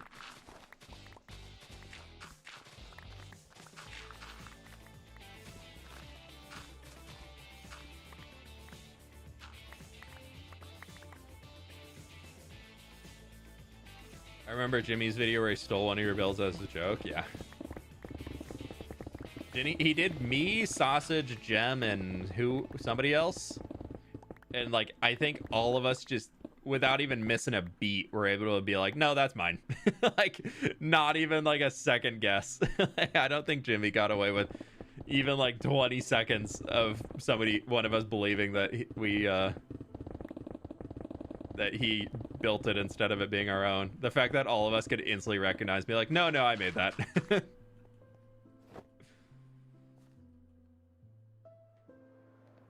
Is there anything you wish you would have done different in your world? I mean, I can always look back and be like, oh, I wish this build was positioned over here or something like this, but I feel like done differently, not too much. I tend to try and just be like, all right, here's what I did. How can we grow on top of that? So I'm not super worried about like builds being ugly or whatever. Oh, did we finish that? Okay, that's fine. I'm not too worried about like my old builds looking bad. I think the only thing that I wish I had done is making roads wider in the world. I feel like the early days of the roads that I was building, especially like in this region, like these are just very, very small throughout here. Like they're only 2 or 3 blocks wide. And I really wish I had made them like 5 or 6 blocks wide. I think that's the only thing that I'm like, yeah, I would love to do this. Part of me is like, I could just shrink all the fields down just ever so slightly to give myself like another block, but there's been some build stealing of late. Such a shame to see it happening in the community. I don't understand it going block for block. I think you can totally take inspiration off of other people's builds, even taking parts of other people's builds. The whole thing is just transparency. Like that's all that matters. Like, we've been doing the cyberpunk city designs on the last few creative streams live here, and so much of what I'm doing and so much what I'm building, I'm trying to learn from Taco Squad, who is fantastic at cyberpunk builds. And you could look at some of my builds and be like, oh yeah, this came from Taco, this came from Taco, this came from Taco, blah, blah, blah, blah, blah, blah, blah. Sure, there's a lot of elements in there that I'm like seeing on how they did things and how they did structural designs of things and like trying to bring that in, but I'm reusing them, I'm mashing them around, changing up where they're going, and also without even a second thought, like I'm like, oh yeah, no, this was from Taco. Like Taco Squad did a great job here, and like I'm gonna use this. Like I fully, if you give credit, who cares? Like it's just the people who are out there being like, so I built this thing. It's like, no, you didn't. Like, no, you did not. Giving credit is great. Like that's all that needs to be done. But things can be fully inspired by other people. And inspired by and copying block for block are two different things that a lot of people in the community treat as the same thing. I feel like that's the other weird point. Is we like in my Discord, I know we've had issues in the post your build channel in the past where some people have been like, oh hey, I built this thing, look at my cool new windmill, and somebody's been like, that looks a lot like blah blah blah's windmill, and they're like, oh yeah, it's inspired by them, and then you look at it, you do the two screenshots side by side, and it's that Office meme of they're the same thing, like there is no difference. Like that's that's where this whole like inspiration versus stealing versus copying, like that's where it all goes wrong, and like that's why it's a big issue, is because people will say inspired by when it's really they just copied it block for block.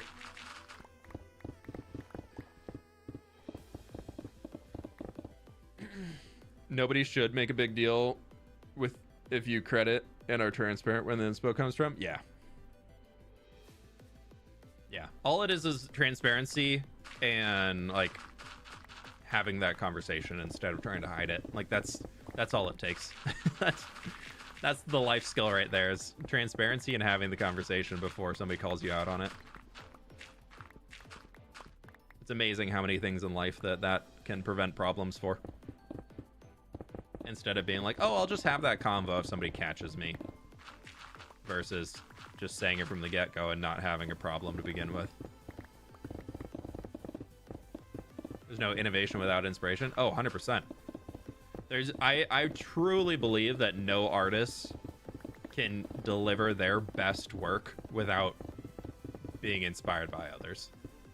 There's not a single artist out there that can deliver like their greatest works without inspiration from others. I think the only thing that I would say is an exception is one that I learned from my old barber, because he was a musician as well, and so he was a barber to fund his music projects and everything like that, but he used to, when he was in a period of writing a new album, he would stop listening to music, because he found that if he was listening to the music, even if he wasn't trying to take inspiration from it, he was talking about, he was like, I would, he's like, I would think up this really cool riff or something for like a bridge, and he's like, I would go through it and play it, and this would be great, and then I'd show it to my friends, and they're like, oh yeah, that isn't that from blah blah blah, who just released this new album a while ago.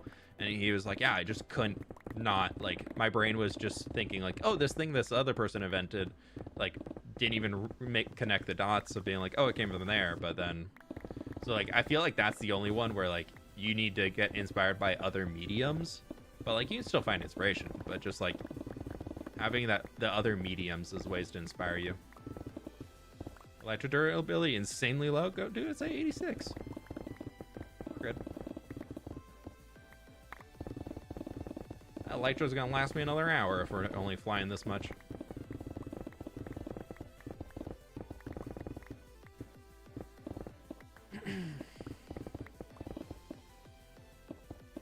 Recent events outside of YouTube allowed? No. Especially nothing political or world news. Thank you for asking though, but please, If there are things happening out in the world that you wish to talk about, I fully understand the desire to talk about that stuff. I like to talk about that stuff too, but not in the stream, please.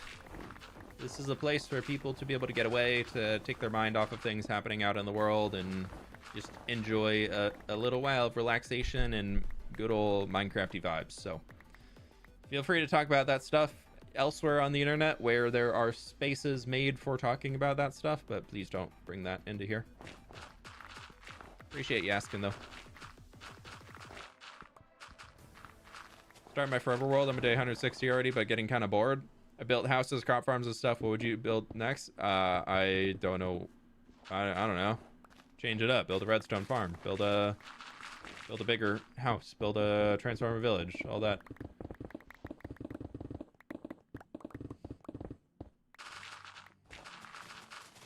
Find a new build project. Find something else to do. If you're bored and you're like, I want to start a new world already, like I don't know what to do, so I'm gonna start over. Maybe in your forever world you have seasons. Maybe you, instead of deleting the world and starting over new, put all your stuff into a box, move yourself out a few thousand blocks, and start a new base with nothing. Maybe take a stack of food with you. Try that. See if that'll help you find some inspiration again. And then once you finish that and you go through the end, you summon the Ender Dragon again, like you do the Nether, build a road in the overworld that connects the two together, and you can be like, cool, now I have 2 towns. I have 2 villages. And then if you get bored again, maybe do it again. Pick a different biome each time. Pick a different build style. Pick a different thing that you're doing. Might help you out.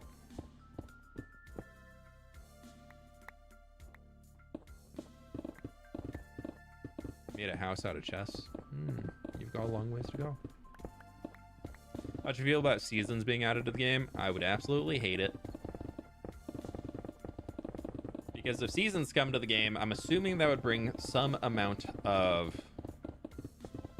Everything during some point in time would be covered in snow.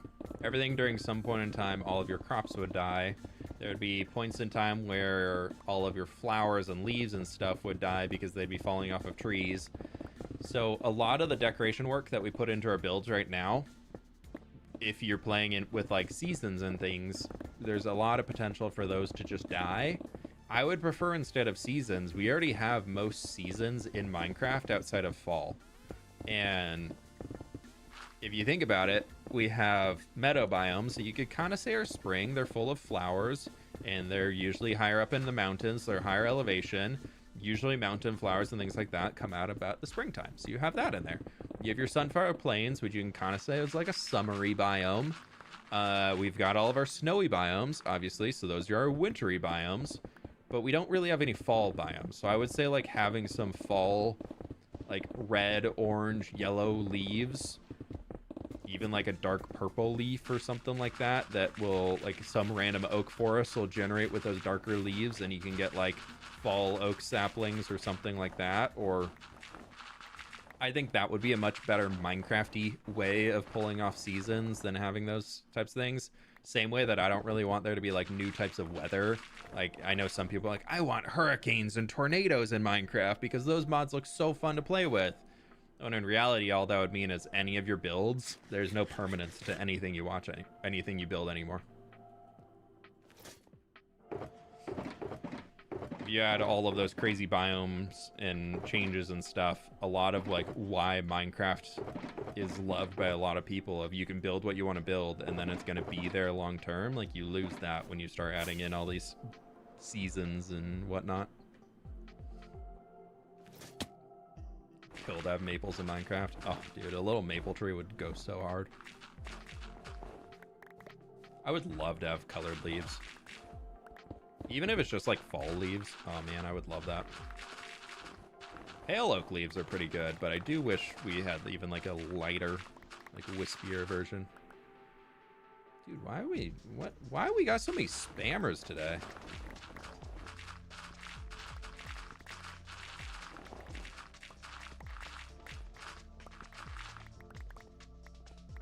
Dude, the kitties are out of school or something. Man. The immaturity is strong with the Twitch or with the YouTube chat spammers today. Red color leaves will look so nice. Yeah, I feel like yellow would be the one that I want the most, because then you can make really cool Lothlorien trees like from Lord of the Rings. Like that would be sick. I think yellow, red, then orange are like my tier list for leaf colors. Oh, hello. Thank you. Didn't need that, but thanks. Do maple trees grow in Seattle? Not naturally, but people have brought them here to grow. We have a lot of cherry blossom trees. We've got a lot of maple trees. I don't think they're native to the region, but we do have a lot. Like we have a few Japanese maples in our yard, like little mini ones that just have like dark maroon red leaves all year round, which are pretty cool. Yeah, biome representation of seasons over actual seasons. That's a good way to think about it.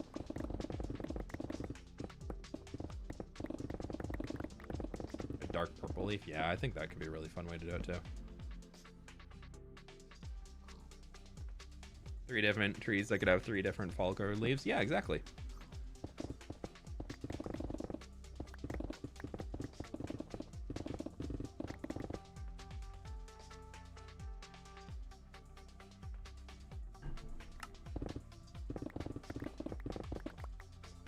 Do a railroad track where you can drop items off from a different part of your world and would go to their designated place. That would be fun, but you'd have to chunk load the entire railroad track. Otherwise, the minecart would just stop where it is when it hit unloaded chunks. So it'd be kind of hard to make that work, unfortunately. At least the word wasn't bad. Yeah.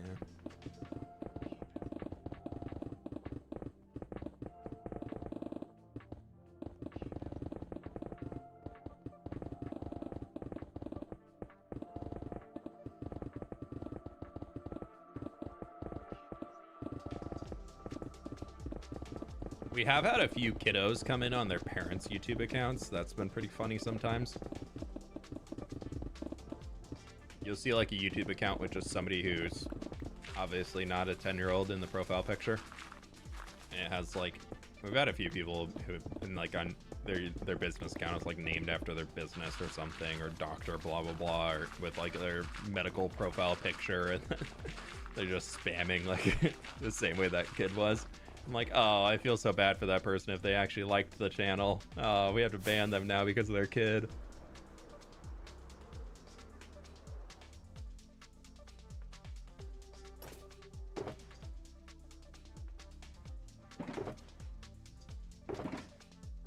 Keep it real. I play Minecraft Realism, and in this world leaves are in different colors like red, orange, brown, and yellow, and there are also big oak trees. That's fun. I'm gonna put in the rest of the dirt. Did we finish off dirt box? Do I not have another dirt box? We're running low on shulkers. Oh no. I watched you escape my siblings and yet the children come here.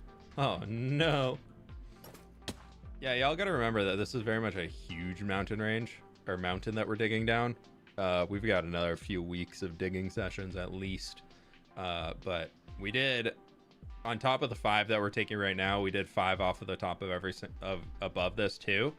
But every single layer that we go down it gets wider and wider. So every single layer that we finish, the dig's gonna take even longer. So we're getting there, but it's this is a slow and steady process. I know TNT duping would help speed this up a good amount, but I don't want to. So much mountain to remove. Yeah.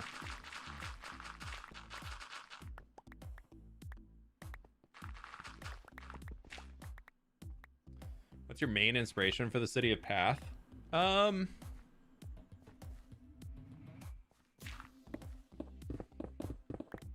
would it be? Oh, excuse me. I don't really know where like the main inspiration source is for it. I just kind of mashed it up, to be honest. I've taken just a lot of just different fantasy concept art for like or just different video games and things that I've seen of that are like in that medieval setting, and then I've tried to apply the same detail elements that I put into the top part of the city throughout everything else so it stays consistent. But it's just like a whole mashup of a medieval Minecraft medieval city, which I know is a little not fully accurate to like what medieval architecture really is. So it definitely spans multiple eras of architecture throughout all of it, but I feel like it still fits in enough. Aren't using TNT that you made earlier, just make TNT in a dispenser system. Using TNT for stone, if you don't actually like have it duping, is not that much faster than digging with a beacon.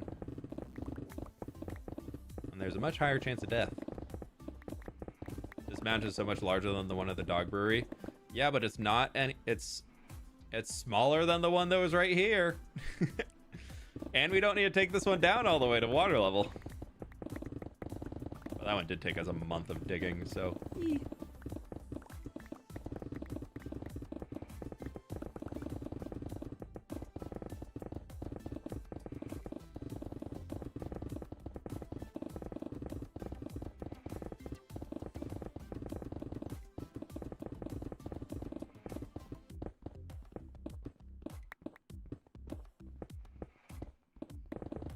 Yeah, doing it by hand, make number go up. Yeah, we gotta make the number go brr with all of our blocks going brr. And where else am I gonna get all my decorative coal ore from? Come on now. Yeah, I only got like 4 shulker boxes of decorative coal ore left.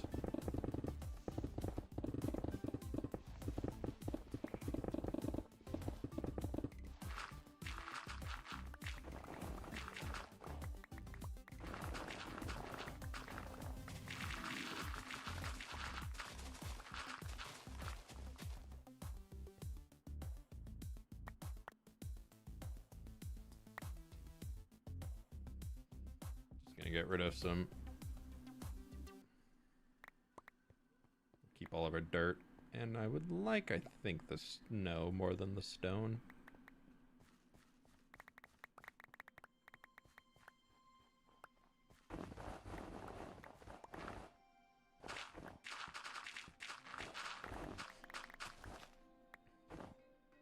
Digging by hand isn't as messy as TNT duping. TNT duping, you can actually get it to be pretty clean. Like but you have to clear out a box. There are some TNT dupers that can do circles, but for the most part, a TNT duper is a box because it's easiest to just get things to go on a line and come back. And so you just make them over and over and over, or you use that one that is able to go down, turn around, and come back.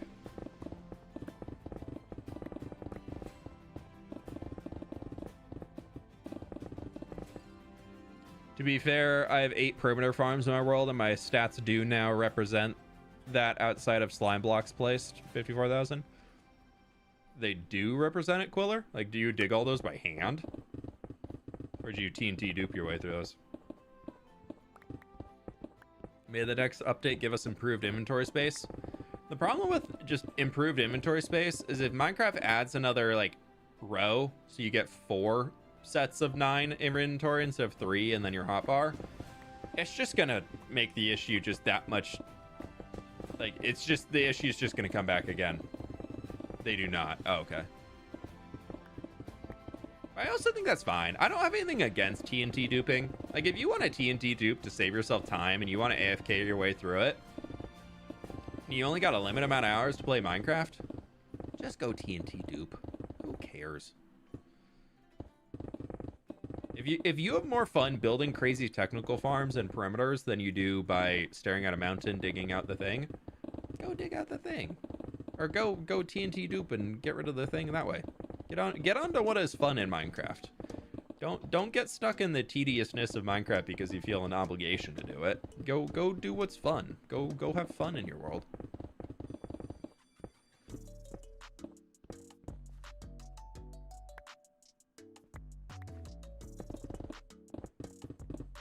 Hear me out, more rows. You're right, Rofo. Every update, they should add another row of inventory in our inventory. So by like 2030, we're going to have like this whole thing here is just going to be extra rows. I'll keep all my shulker boxes in there. I still think that there needs to be an enchantment that cancels out mending that you can put on a piece of gear that gives you more inventory space. I think that'd be a cool way to do it. But then you have to make it so that mending, even though, like, I would say on top of that, though, is so that you don't just get screwed by it occasionally, is that mending, instead of being its current form, where it will, or where when the thing breaks all the way, it's like fully gone.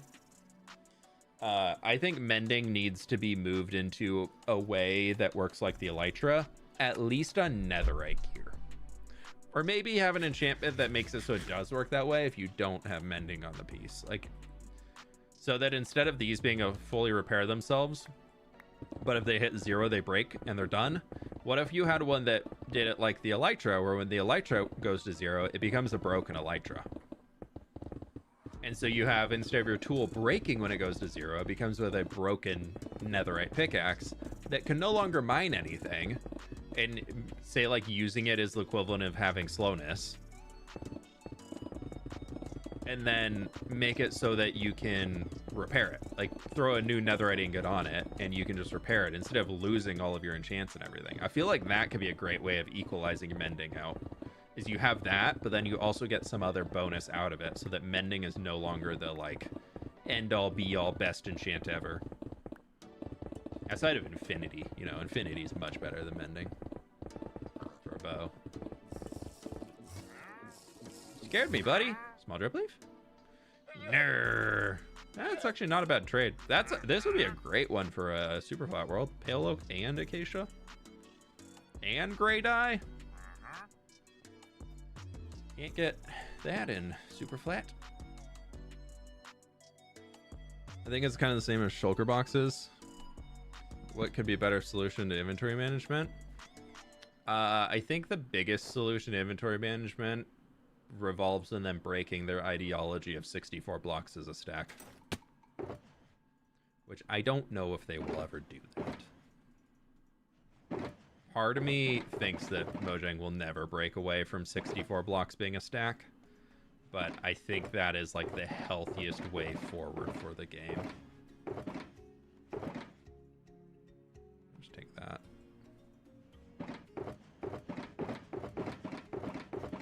There's just getting to be too many items in Minecraft that it's really hard to remember. A little 50 enchanting. Okay, Rofo, I'm seeing why you're bald now. You've just been around forever. I'm sorry, that was mean. I let Germ get the better of me. Don't worry, I don't have a sound effect.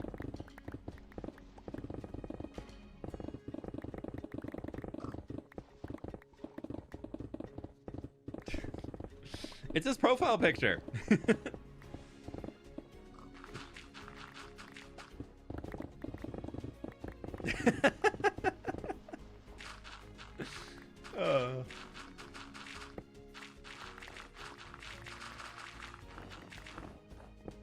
Made it to the stream. Welcome in. I remember the days when you couldn't even trade with villagers. Yeah, they just stood there.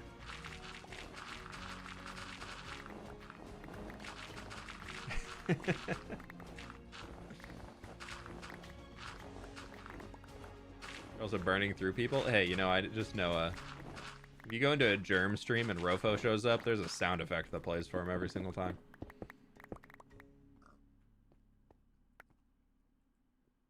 I'm using this now. If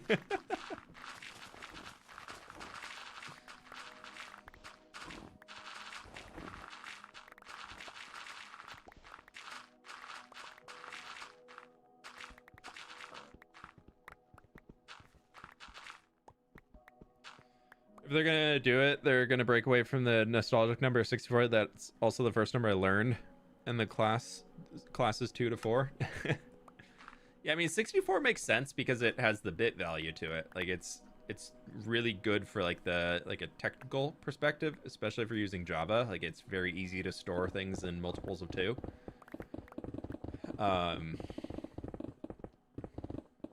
Powers of 2, what is it? I can't remember.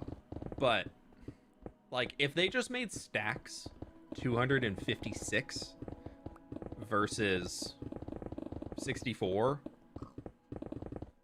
all of those would be 1 stack.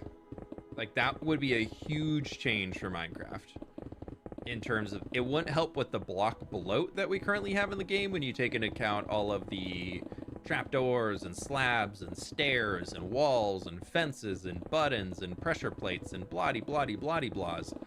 But if you at least do have that, it would at least help a little bit with when you're trying to do a lot of like building a whole wall that's heavily textured, instead of where you need like 300, or let's say you need 5 stacks of each thing, but you can only get 1 stack at a time. Then that's gonna, like, you're still gonna be up and down and up and down and up and down to try and get the rest of those stacks. But if you could have it be like 4 stacks, like 256, you'd only have to jump up and down once, which would be nice. But hear me out, 1024. I feel like that just wouldn't register on the UI very well. 1024 is a little too small. 128 I feel like would be an improvement, but it wouldn't change much. So I feel like 256 is the good balance point, at least in my brain. Like 512 again also feels like a lot. Like that'd be a lot of 512 stone right there. So I feel like that could 256 I feel like could be a really good way of balancing stack sizes out. Hey Kiwi, what's up? I'll jump over here. What's going on? Is Twitch having issues? Oh, you just good morning. Oh, you just woke up. I thought Twitch was dying. We're good. Okay. Not another stream crash today. Oh no. All from our building blocks. Yeah, I feel like if they do the slabs and stairs and everything update that people keep wanting, like that's gonna add so much bloat to the game that there needs to be an inventory update before that. Otherwise, inventory spaces are just gonna be so chaotic. You already can't do more than like 3 different types of wood in a chest and store all of the different things when you include logs, walls, stripped, and then all the varieties of the plank.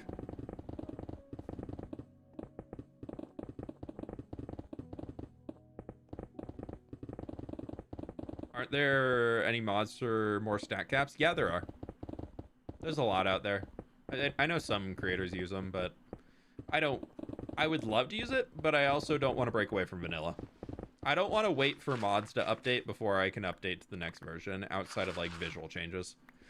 I'm never going to install a mod into this world that requires me to wait for somebody else to do work before I can update to the newest version of Minecraft. That's like a big stopping point I have for getting into modded is I really love vanilla. I love the features that they're adding to vanilla, and I want to play with them as soon as they're out if I can. I will wait for flashback, and I will wait for, yeah, pretty much just flashback. I think just flashback is the only mod that I like really am like, all right, I'm waiting for this. Everything else is just when it updates, I'll add it back into my instance, but I really don't need it per se.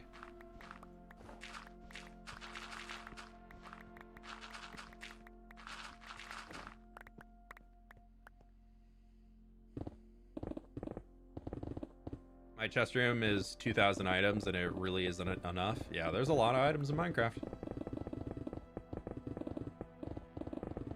Like, I think the game definitely warrants large storage rooms. Like, we do big projects. You do need a good, large-scale space to be able to store everything. But yeah, I feel like they could probably get away with a lot. It's probably just like a data point. Like, it would add a lot more data to things if you're having stacks of 256. Maybe. I don't really know how much more that would change things. I'm assuming there's just, like, a count for out of 64. Not like, here's 64 instances of this item. There's probably some fancy way on the back end to make it a little smoother.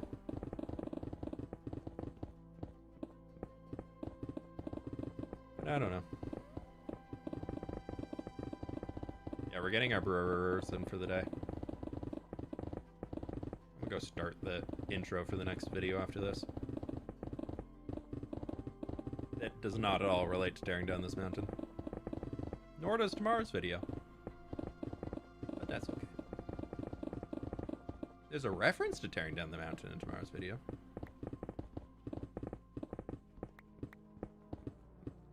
It's a recording and rendering thing, yeah.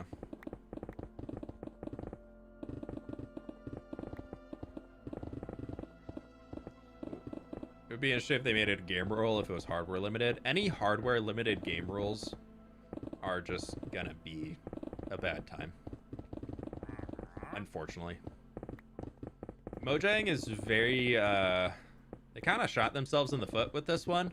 In terms of Mojang, when they originally made the game and when they originally started posting Bedrock to all these different devices, they started out with really kind of promising that they would constantly be updating the game on all of these different devices, and even when the devices got old, like, they were still updating so Minecraft could run on it.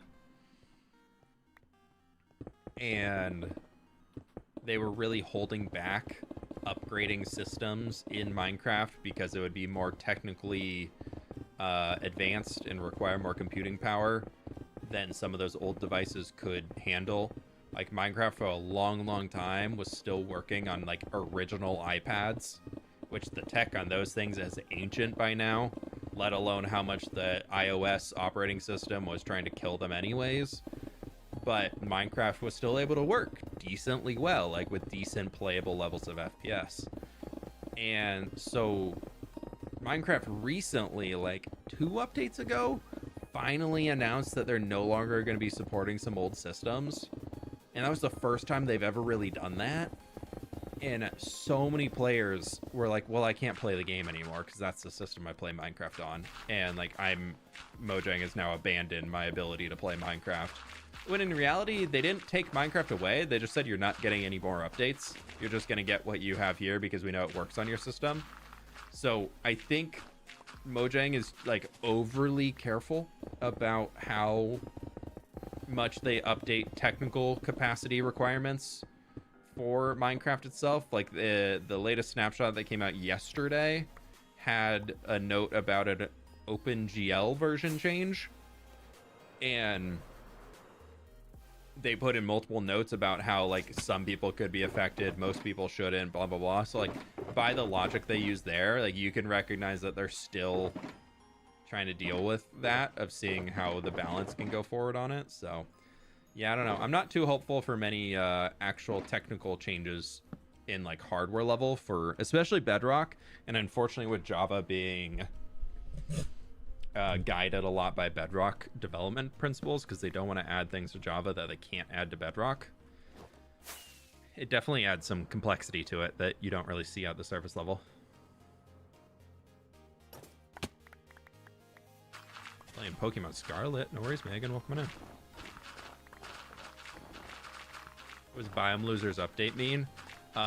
When they did all the Biome votes at the previous Minecraft lives, they had a bunch of Biome votes where, like, mountains got updated because of a Biome vote where the community voted they wanted new mountains. But there were a lot of ones that lost in those Biome votes because there's 3 up each year. They did it twice.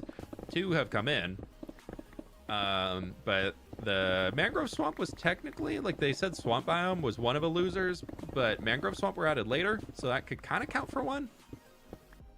But we still have the Savannah is waiting to be updated. The Desert is waiting to be updated, which kind of got an update with the dry grass, but not really a full update, just like a little cosmetic lift. And then we also had, what else was there? There was Savannah, there was the Desert, there was... What else was there? I feel like those are the 2 that I was looking forward to the most. Justice for the Icy Lodger. I don't think it's good for the game. I don't think the Icy Lodger is important, especially after how it came into dungeons, dude. Nah, I don't know if I want that. No such thing as too careful with software. Fair. It's pretty easy to make software not run well.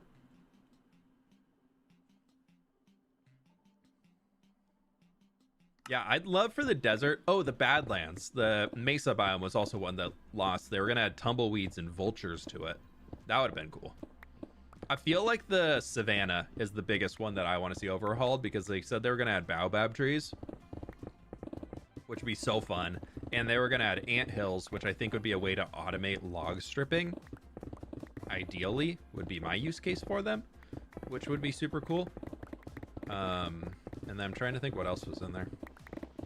More burbs. Burbs would be cool. But it looked cool. Fair. You also probably voted for the crab, didn't you? I would love to... I don't think the crab claw needs to be in the game. I don't think that's really that useful. Mostly because... But on to the other biome things that lost. I wanted penguins to come in so badly, dude. Oh. Stony shore biomes with little penguins jumping around on them, jumping off the rocks into the ocean. Are you kidding? That'd been so good. Didn't that one have meerkats? Yeah, it had meerkats and ostriches, I think, and anthills. Like, there were gonna be a lot of mobs coming into the savannah. How you doing, Nuts? Welcome on in.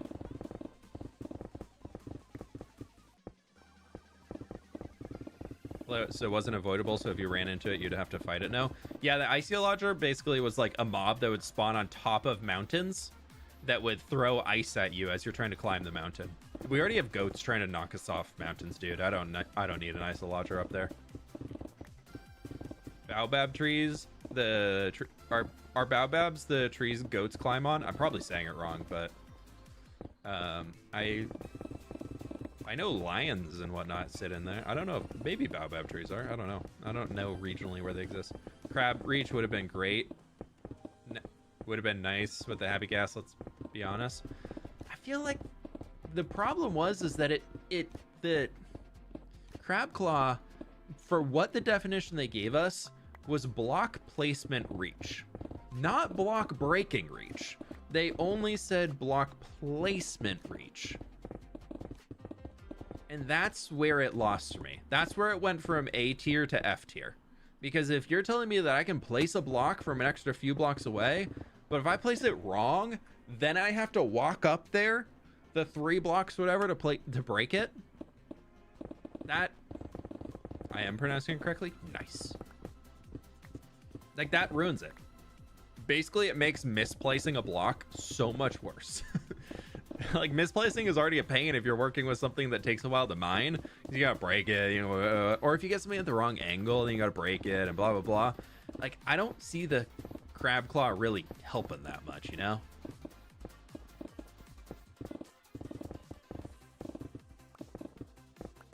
Every time I join a flip stream, he's digging more mountains. Yeah, no, I'm good, dude. I'm chilling. I'm vibing. I'm digging a mountain and I'm ranting. What better way could I spend my Wednesday? Oh. I got over 1,000 people here watching me dig a mountain, and as I rant about random things related to Minecraft and YouTube, dude, I'm set. I'm having a great time.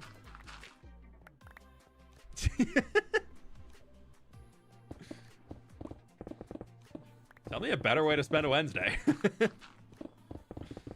Yeah, turn my brain off. All I gotta do is watch my pickaxe durability and make sure I'm eating enough food so I don't starve. And I gotta sleep when the sun goes down, and then I just get a rant.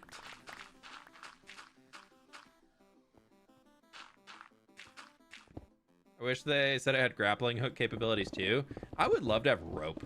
I feel like rope needs to be added into Minecraft. Like, could you imagine like having a chain that you could climb up?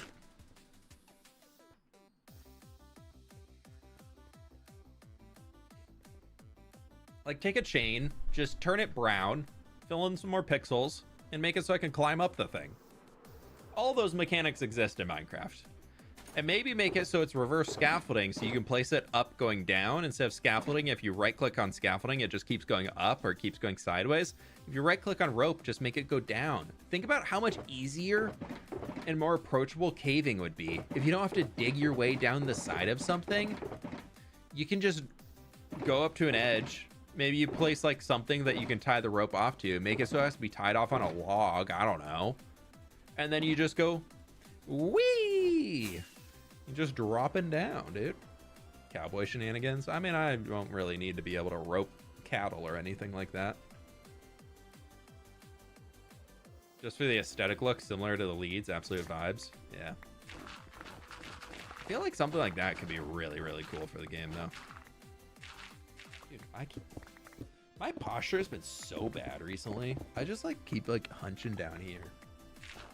I'm really feeling it today because I did a big back workout yesterday, and oh my god, my shoulders and my upper back are so sore, and I keep leaning forward and just like I'm just like, ow, what am I doing? And I straighten up, and then I just casually I keep dropping, dude. Just keep dropping. Be able to stretch a lead from one fence to another. Have a dink would make building rigging for boats so much more fun. That would be cool. Blocky, I designed a new boat for tomorrow's episode. I think it's a good one.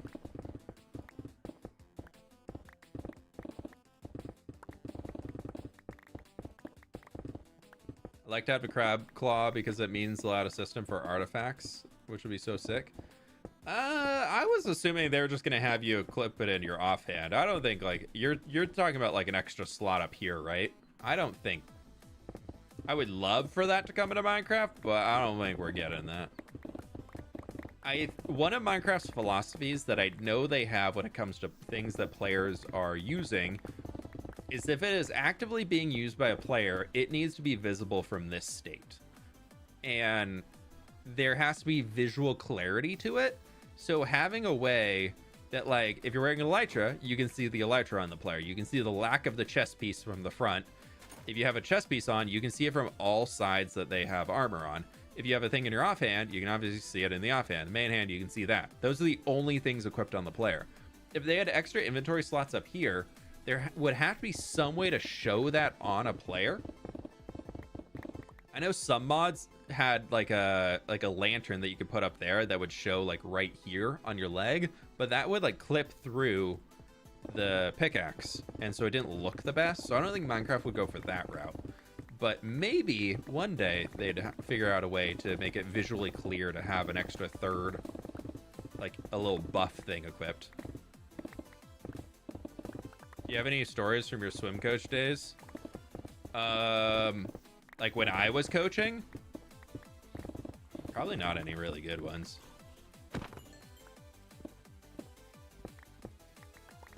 Not really. I have plenty of stories that are not appropriate to tell on a family-friendly stream about my days of being a swimmer, though. I had a interesting coach for a while. Actually, even my water polo coach. Oh, man. Oh, the memories. Something about coaches, dude. You either get ones that are absolute gems and the best people ever, or you get ones that are just a little grumpy. They're like mad about working with children, but then they willingly became a coach. I think we need more inventory slots. The problem with more inventory slots is that's only a band-aid to a bigger problem. Like, it doesn't actually fix the problem. It just delays how long you have to fix the problem, but it doesn't really change much about the game.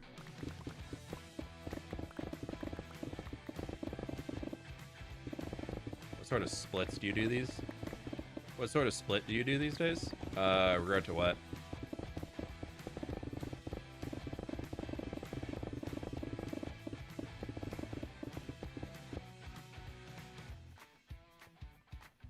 Forget I asked. Yeah. We won't get into those here. Everybody who's played in some... Oh, no, I want that. I meant to throw that out. Everybody who's played in some sport in a high level probably has some stories about interesting coaches. Workout split. I'm trying to do...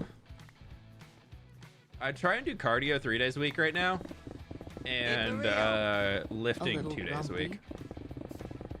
So usually I'm... And then I hopefully get like a big, like chill cardio, like a huge dog walk in on the weekends or something, like a few miles, or go play pickleball with friends. But yeah, right now I've been doing Monday, Wednesday, Fridays cardio days, and usually that's we have a Peloton, so I'm usually biking. Today, though, I'm going to go swim instead and go swim 2 miles. And then Tuesday, Thursday, I usually do weights. So I'll do one. I need to do more full body and lower body for sure. I kind of just use the biking to get my leg workout in, because mostly did upper body workouts before, and swimming and all that. So it's more of a neglected muscle. But so I usually do like chest and back, and then I do like an arms and shoulders, and then I want to get more into hiking and everything and use that to kind of get more lower body. Increasing the stack size is a band-aid solution as well. Oh yeah, no, totally. They're all band-aid solutions. I don't have a great like permanent solution for the inventory fix.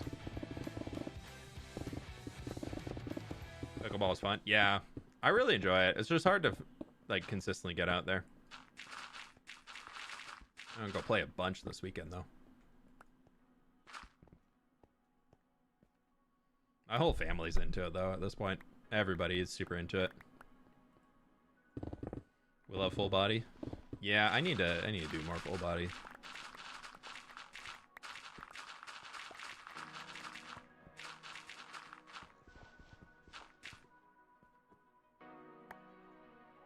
I really want to get back into like a lot of swimming though. Like I can swim a mile right now, and I'm pretty good at that. Like I'm not too gassed at the end of a mile, but I get like a mile and a half point, and I'm like, I hate everything. I am done. I don't want to do any more. And then I'm like, I'm gonna finish out the second mile just slow.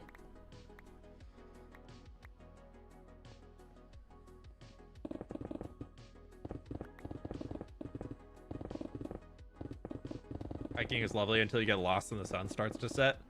Never hiked alone since that incident. Oh no. I had one in high school where me and some friends, we went out hiking, and we got to the trailhead that we were going to go hike on just for some fun, have a good time. And there's 4 of us, and we started hiking. We're just going out there, having a great time. And then we get like halfway out, and whoever had made the map at like this trailhead where it split off to 2 different directions did not accurately put proportions on the map of how far it was to certain things. And we were reading on the map, and we were like, oh wow, over that way there's hot springs. That would be really cool. It was like in the fall, so we're like, this would be really cool to go and hike to some hot springs. And like all of us were like, sure, whatever, I don't care, I'll just get in my shorts that I'm wearing, like whatever, I'll jump to the hot springs, sure, fun. And we're getting toward, like, we're going out there, and like we started the hike at like 11 a.m 10 a.m something like that, and by this point it's like 3 p.m and we're still not there when we find another sign of milepost marker. And at that point we realize that we're another 6 miles out from the hot springs when we've already hiked like 7 miles on the day. And so we just said, no, we have to go back. Like we can't do this, we need to turn around. We will come out better equipped next time and try and do this hike again, because we realized later that there was a trailhead that you could park at farther out there than the one that we started at, that would have made the hike 7 miles in total instead of the near 14 miles that we were doing. And at this point we're starting to hike back, and in the fall here in Washington it starts to get dark about 5 o'clock. None of us brought lights. We were like, oh, we're only gonna be out there, like we'll be back before the sun sets. We were inexperienced high school kids just going out for a fun hike. I think I just got my driver's license like a few months prior, and so we're like, yeah, let's go, it'll be fun, let's go have a good time, blah blah blah. Let's just going out with the boys, get a good hike in. And we get out there, and it's near fully dark, and we get back to the first parking lot that was closer to the trailhead, and we end up looking at the map, and we're like, okay, it's actually quicker to walk along the road going back. And by this point it's like totally dark. Like we're just like using our phone lights to kind of create light if there's ever a car coming by. And this couple comes by, they're just flying up in this fully souped up just like off-road vehicle that they were coming out to check out the hike that they wanted to do the next day, and they just want to see where the trailhead was, and they're bored, so they're like, let's go fly up there tonight, see what's going on. There's this Russian couple that beyond that barely spoke English. Like they were visiting the States for like a few months, and one of my buddies who was with us, a lot of my friends in high school were Russian. Just randomly got to be friends with some of them, and just suddenly met a bunch of Russian people that were all like born in Russia but lived in the U.S. And so one of them was just like having a conversation with this guy who had kind of pulled over. They had asked like, "Hey, are you guys lost? Do you guys need help?" And we were like, no, we're just still working our way back to the trailhead. We're getting there, like, but like we kind of misjudged like the timing, but like our car's only a few miles down the road." And they said, okay, like you guys, like, good luck. Like, and we were like, we'll just walk, like it's totally fine. And so we're walking that way back towards our car, and they left going back to the trailhead that we came from. And like another 30 minutes goes by, and they pull up behind us again, like coming along, and they're like, "Okay guys, it's really dark out here, and we just saw a cougar back up that way. Like, you guys would, like, do you guys want to ride?" And at that point it's like 6:30. It's like way dark. We don't have any phone service. I get back, like, I'm sure my mom is just like, "Where the heck is he? Like, he went out for a hike for a few hours this morning. He's gonna be back." I told my mom, I was like, "Oh, I'll be back by like 3." And it's like 7:30 at this point in time. I'd still not even back out of the car. And so we ended up just crawling into the back of these guys' car, which is just and they just had all of their gear because they were going to go out camping, and they'd just been traveling around. So we're all just laying on top of their bags because it was a 2-seater in the front, and the back was just like a big bed. They ripped the seats out. It was like fully their off-roading for fun vehicle. And so we're just laying across the top of all the stuff that they have in the back, just fully just like trusting my buddy who's chatting with them in Russian, as none of us, there's 1 out of the 5 of us could speak Russian, and nobody else could understand what was being said. They're just up there laughing, having a good time, looking back at us like, "Ha," like I'm sure he was talking crap about us the entire time. And thankfully they actually took us to our car, dropped us off, made sure we got in the car, made sure that it turned on and that like we were fully like ready to go, and then they'd like just left and got on out of there. And like, but it was one of those things where we got on the mountain, and it was supposed to be like a 3-4 hour thing turned into like a 9-hour thing, and they saved us probably like 4 miles of walking back to our car. Like they even after they picked us up, it was like a 25-minute drive, and they're going like 30 miles an hour, 40 miles an hour, just ripping around these mountain roads. Probably not the safest thing, but we got back to the car safely. It was just like, oh my god. It was an experience. Oh, street cleaners going by. That's an awesome story. Yeah, it was one of the few times that I've been lost in the mountains. Not fully lost, but like out much later than intended. I've had a few ones where we've been doing like some evening hikes into night hikes where we like taken headlamps and everything, and like that's been fine, but never one where we like fully just like hike got derailed and took way too many hours than it had intended. But you never, thankfully, like I feel like people I feel like it's kind of lost a little bit more nowadays as Seattle's become a bigger city, but I felt like in the past, like I could just get on like the trail and like anybody up there is going to be chill, and you're going to be able to have good conversations with anybody you talk to. Okay, we are out of space. Minus a little stone. Better close that cave near the shulker monster before a creeper gets you. Yeah, it'll be fine. Hey, for real. They also saved you and your friends from being mauled by a cougar. Yeah, that's definitely a part of it. Yeah. We never knew if the cougar was like stalking us or anything, but you know, good to not be out in the dark in a mountain when there's sightings of a cougar nearby. I'd like to think that the 5 of us could have like made enough sound to scare off the cougar, because we were all pretty big athletic guys, but like obviously I'm not one of those people who thinks that I can fight a bear, so I'm not gonna even say I can fight a cougar. I hope I could at least like hurt its pride a little bit before it takes me out, but I don't think I could win.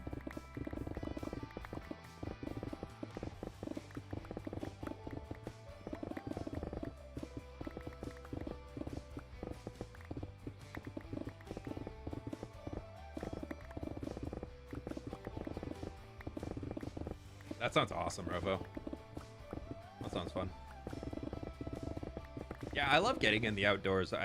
goofed up my knee a few years ago, so I can't hike a whole lot. Like, coming down mountains, like, really, really bugs my knee. So I really need to put more effort into getting it looked at and fixed. I'm able to, like, live normally and everything, but, like, going up a mountain, totally fine. We did a, like, 4-mile hike 2 weekends ago, I think.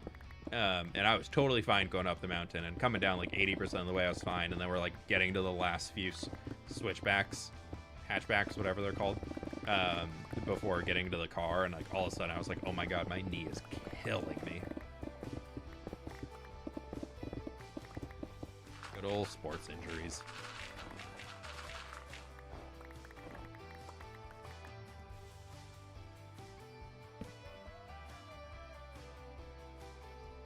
Washington State. I'm in Washington State. I'm a PNW boy, born and raised.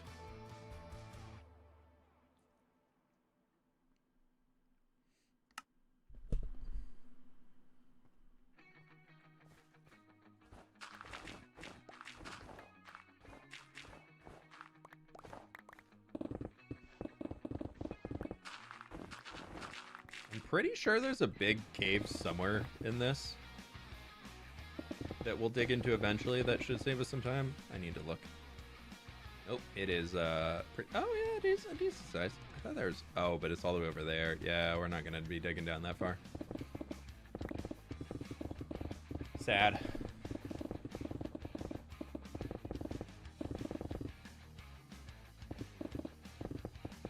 Boy, we're digging again. Mm-hmm. Be meniscus, some static leg extensions, holding and walking backwards up a hill, help rehab it. Huh, interesting. Yeah, I need a... We have a car ride tomorrow for like 5 hours, and one of the friends who's in the car, she's a PT, so I'm gonna bug her. I keep meaning to bug her about it, and now she's trapped in a car with me for 5 hours. She can't avoid me asking medical advice questions.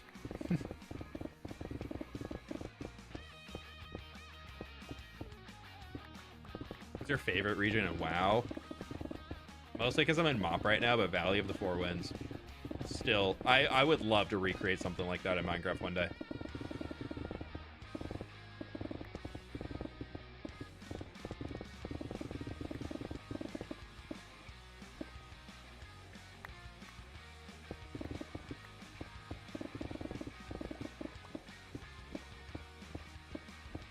I also really like the high mountain region in the Legion expansion. I thought that was a really cool zone too.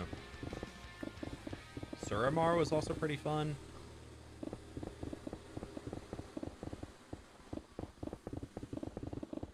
The, was it Hallowfall in the current expansion? Or Within, when you like that first view when you come into the zone, like when you see the giant crystal stuck into the ceiling, like that's also a pretty sick view.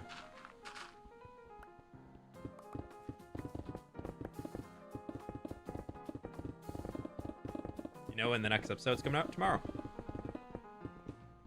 Lockmadon, pre-cataclysm or post-cataclysm?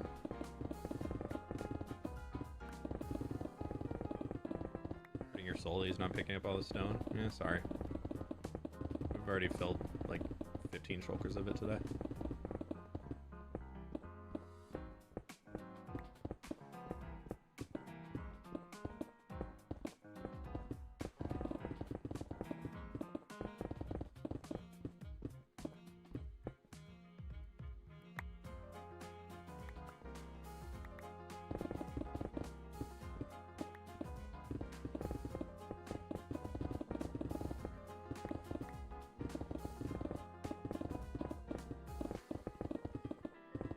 Okay.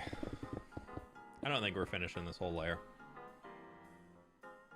We've gotten through a bulk of it. We're over. I think we're actually through like the biggest part. I'll give it another 20 minutes. If I'm not done in 20 minutes, or I'm not like very, very close, because we're not going to go drop resources anymore. I'm just going to... My inventory's... Or the mess down there is completely full.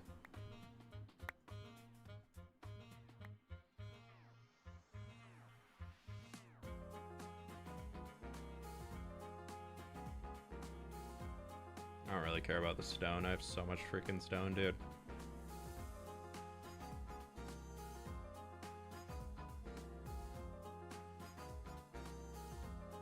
There we go. I'm not gonna fill up all that, but as we need for ores and things, I'll just condense the stack.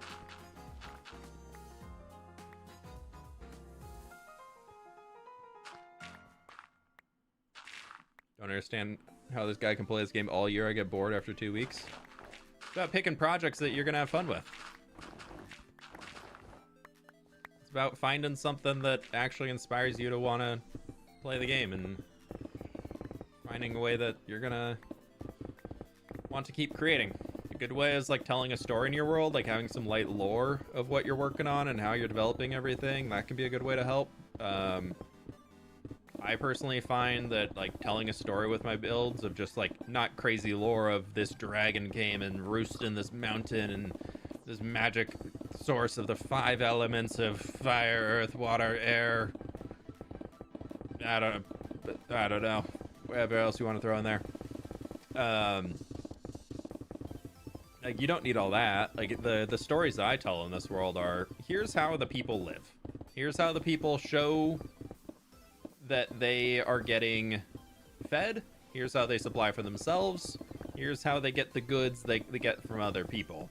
What goods do they get from other people? Well, there's clue in for the next project of the civilization that I want to make. Of one thing that I really don't have anywhere in this world is we don't have a big logging area. We have a lumber mill, that's my wood storage room, but we don't really have a giant area in this world that shows where like all of the wood is being produced from. Like we don't have like a big lumber based civilization that's like tree chopping and showing how they're all like using like gathering the logs and everything to be able to build up everything. Like, and we also don't really, I remember back in the Legacy SMP, no, not Legacy, before Legacy, Source Block, I made that really cool clay pit, like to show, I think I made it for a stonemason storage room in my like Tibetan inspired place I was making, in order to show how I was getting all of the, like where all the clay was coming from to build the bricks and everything. Like we could do something like that in here, and then that's a whole new build to like show realistically how I'm getting the materials, and not in like a Minecrafty sense, but in just like a decorative sense. Like I love doing that type of stuff. New custom forest. I want to do a big custom pine forest soon. Pleased to meet you. How much do you walk her Huskies? Considering adopting. When Huskies are young, until about 4 years old, you pick a random number, 1 out of 10. 6 of those numbers, maybe 7 of those numbers, are going to be a highly energetic dog. And 3 to 4 of those numbers are going to be a semi-energetic dog that will only cause a little chaos. But when Coda was a puppy, we would walk him. We lived in downtown Seattle, so there was a lot of stimulation for him all over the place. There's a lot of people on the streets, so he got a lot of like visual stimulation instead of just needing to fully exercise him like him physically. Like he got a lot of mental stimulation, so he would get tired from that. But we were taking him to the dog park minimum once a week, of like the big dog park in the area where there'd be like hundreds of dogs running around. And then we would still take him into like our building had like a little dog park that he would run around with like the neighbors' dogs and things like that would happen daily. But the big, yeah, so I would say like he was getting probably 3 walks a day just for all of his potty walks, and then obviously like the puppy walks and everything that need to happen much more often. Oh, actually, I'm not dumping anything in order just for a puppy that needs to go to the bathroom because they can't hold their bladder that long. But yeah, I would say right now we probably walk them 3-4 miles a day, just like spread out throughout the day. And then on the weekends we'll usually do a really, really big morning walk for them, and then they kind of just chill and hang throughout the rest of the day. But we try and give them a lot of stimulation, so you can there's a lot more ways than just like walking all the time. Like there's a lot of ways to help a dog chill out that does not include eating your couch. So yeah, I would say if you're asking the questions, being like, I don't know if I could do this. If you're willing and able to exercise, or you want an exercise buddy, a Husky will go as long as you want. We take them hiking every once in a while, like that hike I was talking about earlier that I went on 2 weeks ago. We took both the dogs with us. They had a great time. The dogs beer when they want to. Yeah, they'll come in if they want to be on camera. They know when I'm streaming. They know. They know when I'm talking this much, it means I'm streaming. So they tend to not come in the room.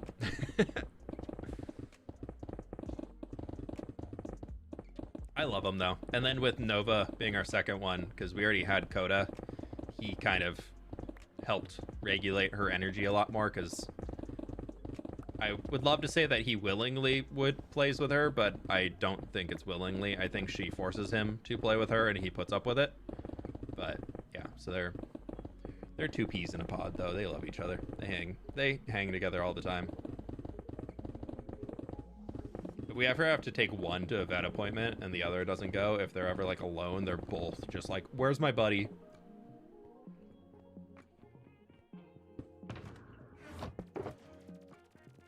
No.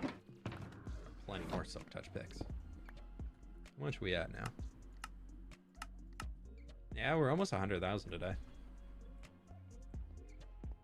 Well, actually, no, that probably is the wrong one to look at. Yeah. I think that was a 4 before.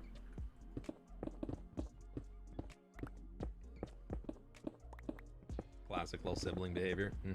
She knows her spot.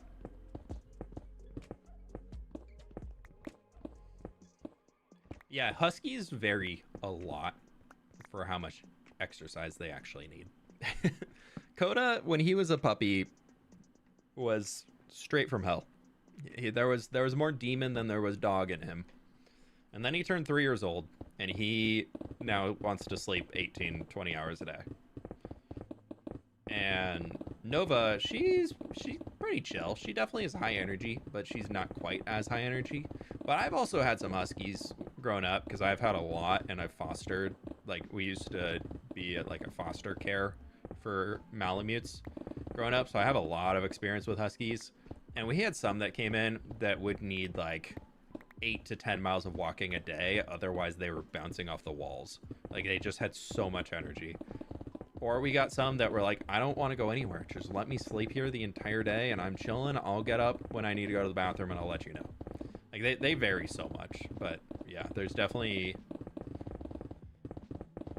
the bigger the Husky, typically the less walking they need, just because they spend so much more energy moving their body around. So smaller Huskies tend to be a little bit more Energizer Bunny. But they're also cute, though. You should download Better Statistics. It's a really great mod. I just don't like how wide it makes things. There's the wider F3 screen Minecraft mod. Or no, sorry. Wider stats, not F3. I just want this one to be updated. It was updated. Sick. Installing it now. I'm not gonna reboot though. It'll be here for next stream. Sick. But literally, all it does is it just makes the F3 screen wider. Like, look at how much dead space is in here. Like, how has Mojang not figured out or thought of just like stretch this, bring this bar back over to here, bring this bar to come in line with this. Like, it's not, there's no like nothing bounding it to being this width here. That does not break up evenly any which way. It does whatever. Like, it's off. It needs like the edge of these, the outside edge here just needs to be stretched out to be the outside edge of general. The outside edge of this needs to stretch out to be the outside edge of mobs. And then you just expand each column ever so slightly. And that will get you into the 20 millions, which is all you need in Minecraft. because after you hit 21,474,840 blah blah blah blah blah blah blahs, that's the maximum integer count, and Minecraft can't count any higher. Otherwise, it goes into an integer overflow error. So literally, they just need to expand it by that much, and it will account to the maximum number that Minecraft is able to count in their game. If you've ever looked at my stats for my Elytra, this has not moved in many updates because it can't. Minecraft can't count any higher. A search bar for the stat screen would be nice too. Yeah, a search bar in here would be cool. A stat screen update would be like a really good update. But they're not going to do it because Bedrock doesn't have a stat screen. And that's sad for Bedrock players.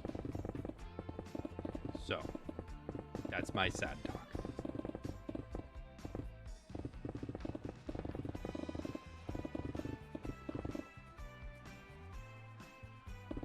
It's also off-centered. Yeah, well. To start my forever world, your videos are giving me lots of ideas to avoid burnout, and enjoy seeing what you can do with some imagination and willpower. Hey, good luck, Vaughn. Have fun, dude.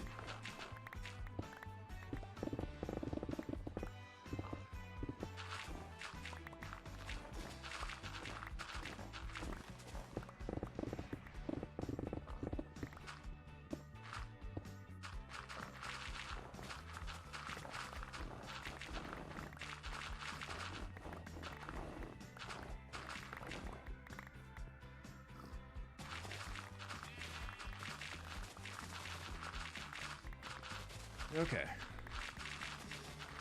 This is a big dig today. And it's only got more. See, at least I'm not crazy like Linksy, who will log in and do this for 8 hours.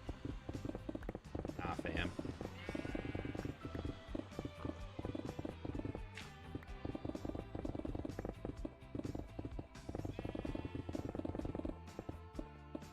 You can download a better stats screen mod with the search bar. I don't like the UI of the better stats mod. It feels too not Minecrafty. And the reason being that I don't like it for being not Minecrafty is I want every single thing that I put in my videos to be something that somebody who's picked up Minecraft for the first time to be able to see, oh, that's Minecraft. And you can the better stats mod does not look like a Minecraft UI. It feels very different. And so I don't want to have to be explaining to viewers why my Minecraft looks different from their Minecraft. That just isn't, I feel like that just adds confusion where I don't need it. I totally see why y'all would want to use it because it is a good mod, but because it doesn't look Minecrafty, I don't use it. Lexi is probably the top one MC grinder. Dude, the amount of hours he puts in on a weekly basis is insane.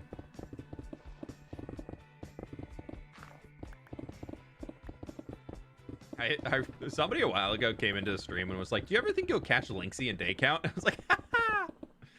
Dude is lapping me. Every 1,000 days I put into this world, he's putting like 4,000 into his. There's the gap's only getting bigger.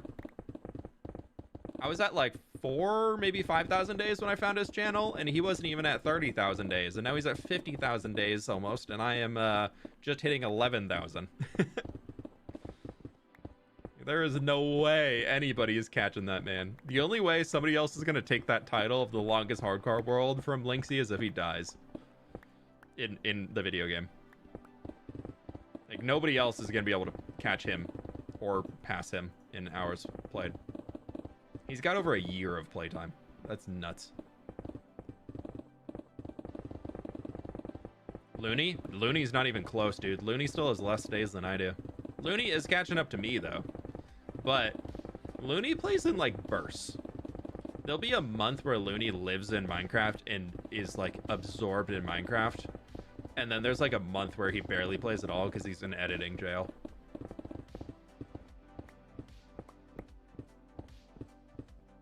I'm gonna go put all these.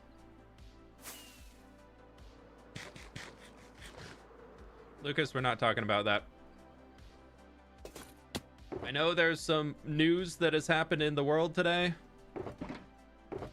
Do not bring it up in my stream. If you want to talk about that stuff, you can go find somewhere else where people are talking about that. Please do not bring it up here. That all political stuff and world news, to me, falls under the political category, which is we do not talk about that on stream. Thank you, everybody, for understanding.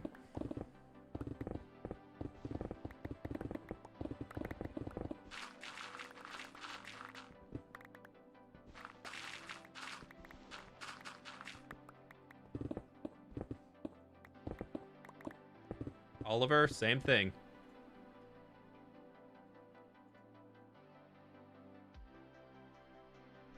If y'all are bringing it up, mods, just put him in a 5-minute timeout.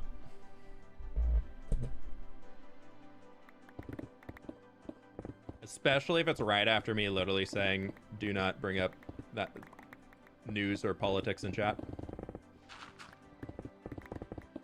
What project are you mining for? This eventually is going to be a much smaller mountain, more of like a bluff, and then the monastery of millions is going to sit on top of it. Thank you, May.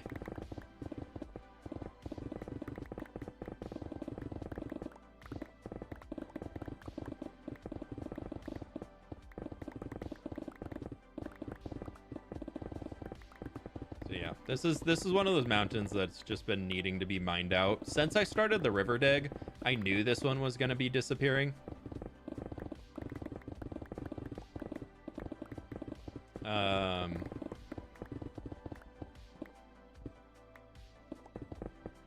So I I knew that mountain, as soon as I dug through here, I knew this mountain would be changing, and I knew this mountain would be changing.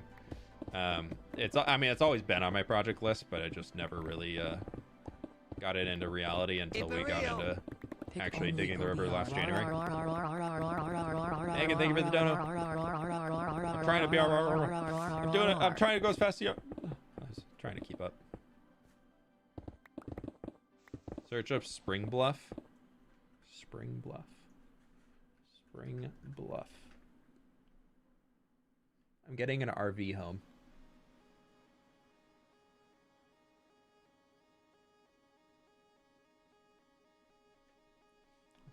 Huh. Cool.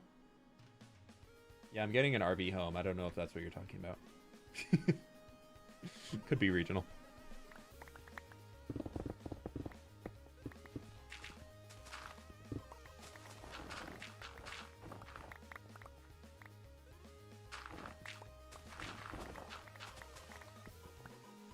Been getting back into building again. Feels nice. Ooh, we got an Orofo video soon.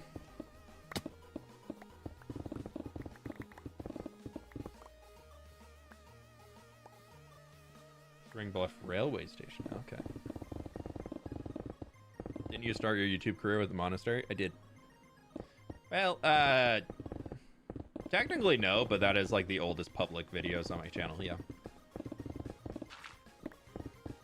No, I started YouTube with just like building anything and everything and just kind of doing creative builds and kind of showing. I started with like showcase videos of like, here's what I made, here's what I was doing, and then a lot of those are privated or they've been deleted because I wasn't super cautious or careful about what I was saying, and they don't live up to my current channel standards, so I got rid of them just in a not wanting to have issues of people going back and looking into my old videos and being like, flip swearing. Because when I started, I wasn't family friendly.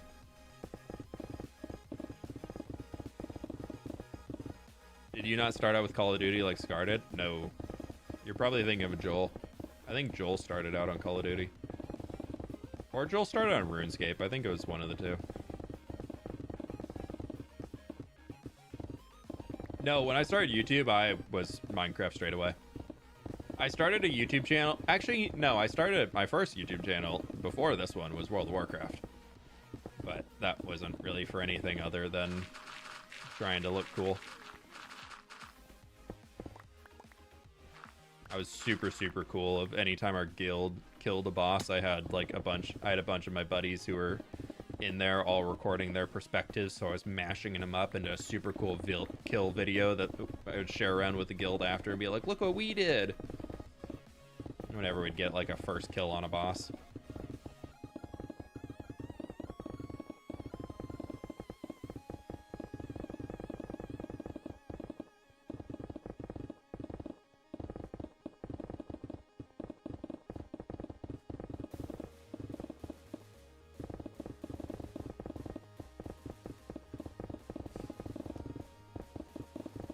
just have to keep an eye out. Oh, wow. Okay.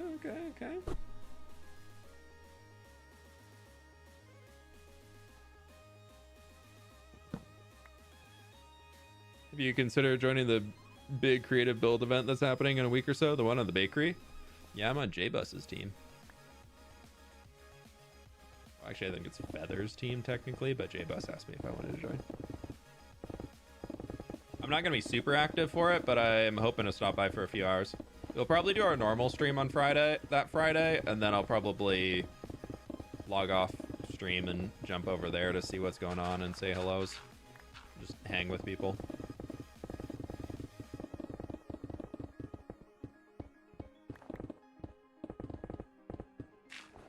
I gotta figure out how to get on the bakery server though. I don't have an instance set up for it because I think it's on 1.21.8 and all that. I haven't updated this instance. I'm still on 0.7.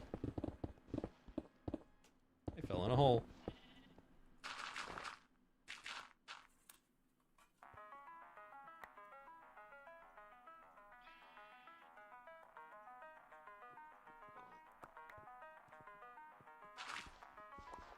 I think I remember first finding you along the same time that System Z had a creative server and was doing a survival series. Okay. Team Lime. Yeah, let's go bars. Have you tried the new No Man's Sky update? I've actually never played No Man's Sky. Dude, Lime team's pretty solid. I feel like we got a pretty good team. Germ is on there also. I feel like we got a pretty good team. At least the people that I know, which I was happy about. I know at least like the core group of the people on there.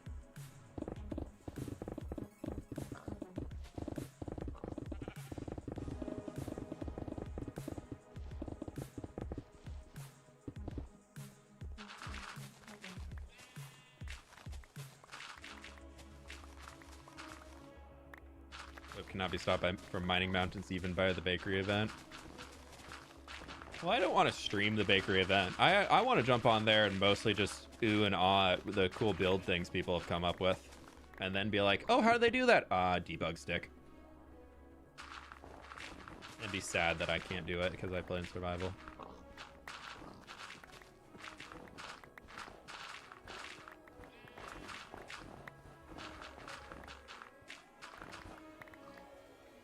Okay, how much do we have left?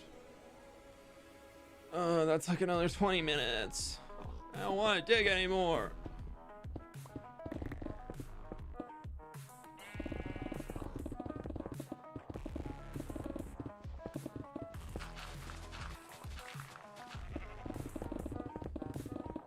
So we're gonna change it up. We're gonna go this way now. What bakery event? There's the bakery Minecraft server. It's a big creative, pretty popular creative server right now. And they're doing a 72-hour build event that's hosted by Snarple.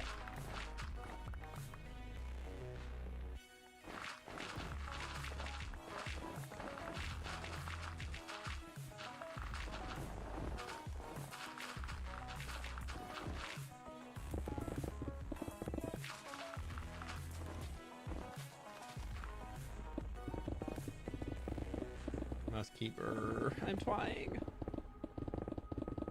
I don't want to burr anymore. Even I need to take breaks from digging anymore. I'm not Pixelriffs. Pixelriffs is the true champion of the dig, let's be honest. If this hole wasn't here, honestly, it might just be like, nah, we're calling it. That hole's gonna save us so much time. Pix taking just coming into SOS day one and being like, I'm just gonna dig a big hole. Okay. Even better. More missing blocks.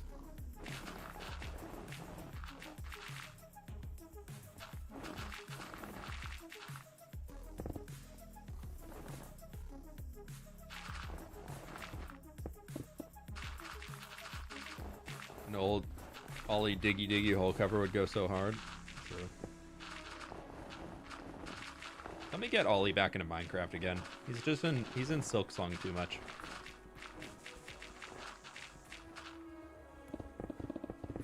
I'm sure I'll be there soon, but you know. Can't believe people there are people who hand dig perimeters. Why?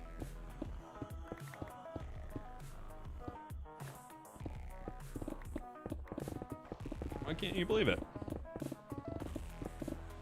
I feel like there's a lot of people in Minecraft who don't like to duplicate things.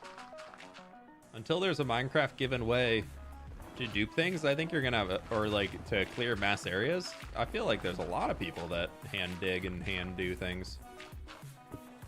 I like hand doing things. I feel more connected to my world when I've like dug it by hand. I feel like one, I'm getting resources out of it that I don't have to then mine for later. Granted, I'm getting a lot of resources out of it that were, you know, despawning some of them, but that's fine. But I feel like for me, a big part of it is that by playing this way, I feel a lot more connected into what I'm actually doing in the world, you know?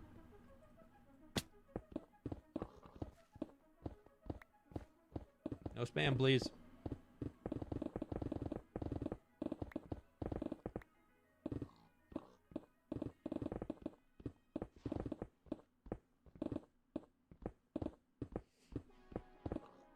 If you can get Ollie to upload a Minecraft video, I'd be beyond stunned.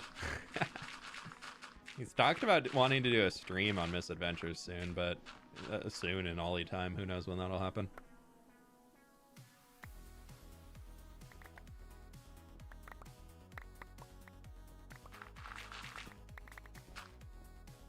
There's a new Pokemon coming out soon, so you know that soon is gonna be a lot farther.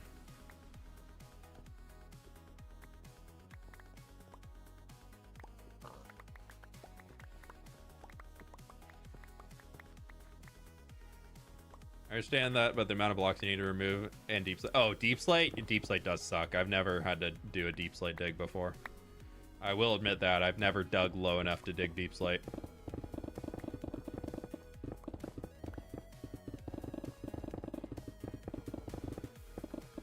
I have dug my fair share of deep slate, but never had to like just clear it just to clear a space.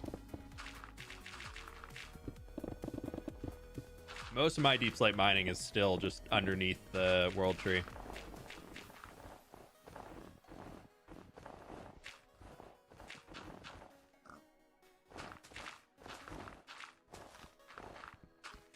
Which actually is not soon, but like eventually it's gonna look so cool down there once I finish getting rid of all of it. Like clearing out the space on the deep slate, because I'm basically just clearing a whole beacon like square that's just going whoom. I fear you have Pavlov Bars. Oh no, what did I do? What did I do to poor Bars? Is he digging? Is he digging a mountain now?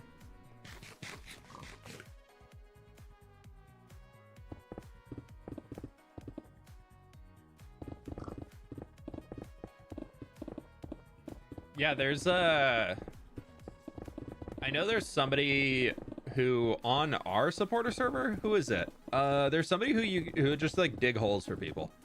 I can't remember who it is, but I know there's somebody on the supporter server who will just like go out and dig holes. Why do I want to say it's Lud? Maybe I feel like I might be wrong on that. I don't think that's Lud. Keeps perking up every time you mention Silk Song. It's like, what? Somebody say my name? Oh. Huh?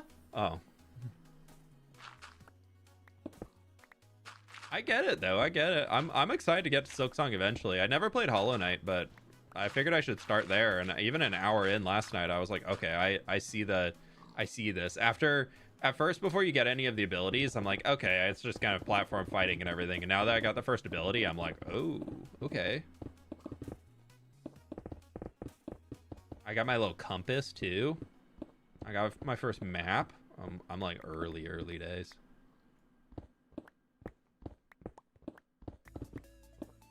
Do you need snow for that other mountain? Yeah, I've been saving a lot of it, but we've already filled like 20 something shulkers today, so I don't want to save any more right now.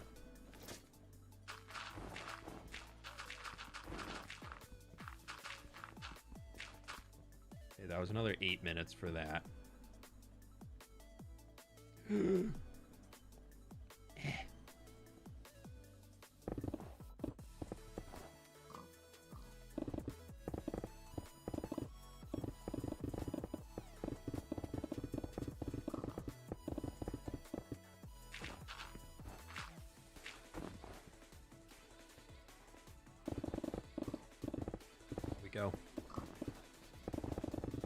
Heard the Hollow Knight team is pretty chill. Oh, I've heard they're great people.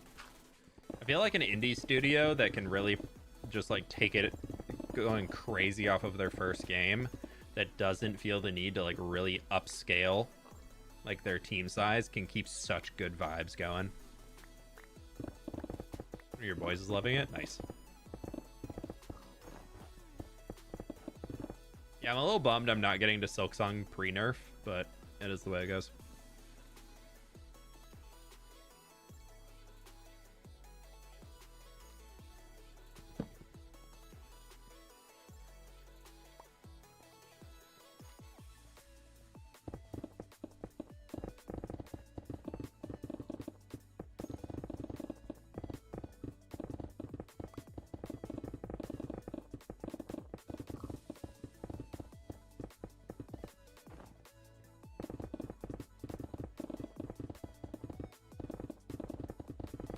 Slowly but surely, we're digging down the mountain. Honestly, if we can get this, and that's 10 blocks down today, I'm pretty happy with that.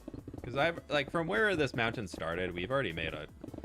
Granted, we've already put, like, 10 hours into digging it. If not, yeah, we might be... I've done a little off-cam, off-stream digging, too. I think I've taken a layer or two down off-stream.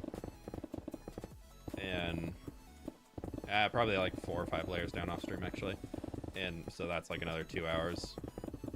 But that was like when the mountain was at the top. I'm gonna have to just start coming in if I'm not doing anything at night and just like turn on a movie and dig and hope I don't break my pickaxes. That's what I ended up doing for the last few days of the river digging and the mountain digging and all that, was I was just logging in like anytime I wasn't doing anything, like I was just logged into Minecraft digging. I was digging like 10 hours a day, but I was having a good time because I was just watching movies. Catching up when people actually uploaded on YouTube. I feel like nobody uploads right now. It's so sad. I keep pulling up YouTube to try and find videos to watch. And I'm like, there's nothing. Why is there nothing to watch?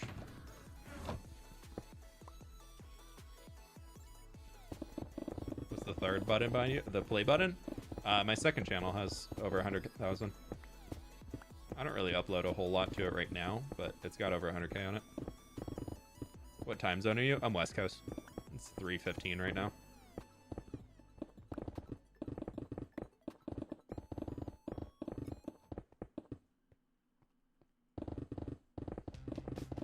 I just know I'm going to the gym in 45 minutes and I need to go get some food beforehand.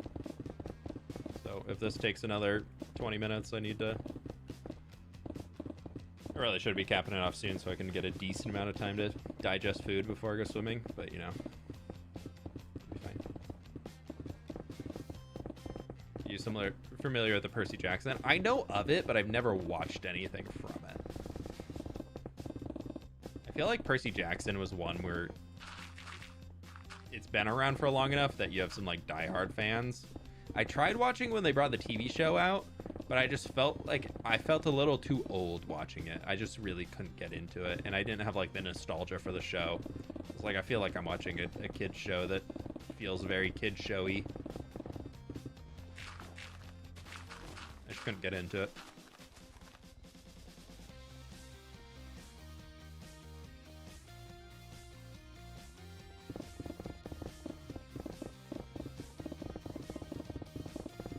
Books are way better. Yeah, I'm like halfway through the third Mistborn book right now, so I'm gonna have to find a new series soon. I think I'll take a break before I jump into the second trilogy, just because I know it's a very different story. Are you reading Mistborn? Yeah, I'm a little over halfway through the third one right now. I haven't been reading a whole lot. I was trying to push to finish Dave the Diver. And now I'm done with that. And then I bought... I'll bring my book to read this weekend if we just have some downtime. So I'm sure I'll get through a good chunk more of it. I read Stormlight Archives. I haven't yet, but one of my buddies is trying to get me to read it.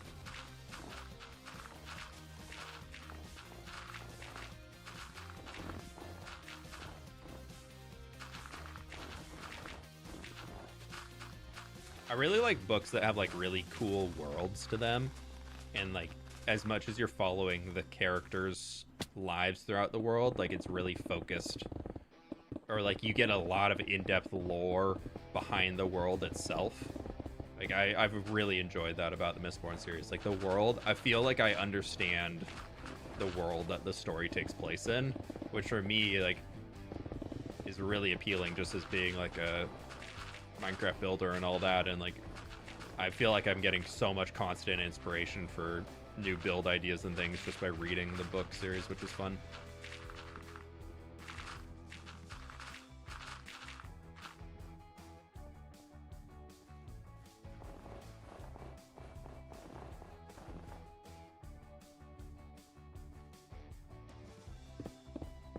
Hey, good to hear, Country Bell. Good to hear.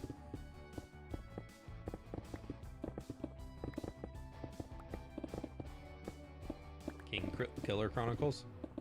Yeah, I was actually I went fishing a few weekends ago, and my brother is also a pretty big book nerd, like fantasy book nerd. And we found out the fishing guide was also he was like he was normally fishing guides are a little gruff, you could say. They're good people, but they're usually they're usually like pretty consistent on the type of people that you're fishing with. So usually you'd have typical conversations to go along with. And so it kind of all started that way. Then I randomly was talking to my brother and I was like, oh yeah, I'm reading Mistborn right now, blah, blah, blah. Like here. And then the guide kind of perked up. He's like, wait, you guys read? Like, and then we got talking at all of it. And he was like just in the middle of, he just finished the first Red Rising book, and so we're talking about that because I finished Red Rising a little while ago, and my brother had read it a year or two ago, and so we're all waiting for the next book to come out. And so like, and he mentioned the Kingkiller Chronicles was like his favorite, the fishing guy did, and I was like, oh, okay. So now that's like in my brain.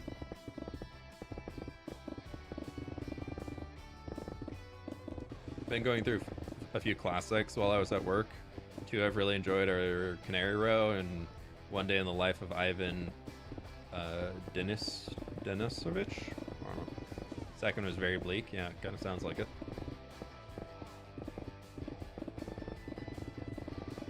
What kind of fishing do I like fly fishing. I like fly fishing because it's very active. Last time I caught my first fish on a dry fly last time that I'd ever caught on a dry fly, which was kind of fun. Try that style, but I can't remember. I'm blanking on what the other one's called right now. But just the normal where you have like the indicator and the fly sinking down. Like I do that a fairly decent amount. Not enough to like be really, really good at it, but enough to at least like still have the muscle memory when I get back into it to know what I was doing. You Brandy Sandy. I'm getting into some of his books. I'm kind of newer into the reading, and I don't read too fast, so I'm like slowly working through all of them.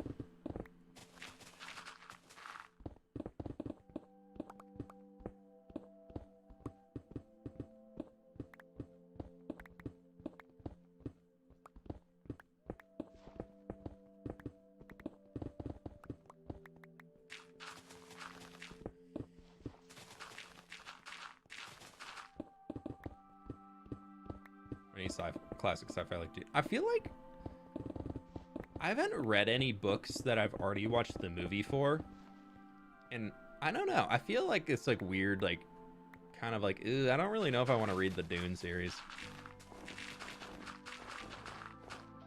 So maybe one day I'll get into that one, but no plans right now. Okay, where are we at?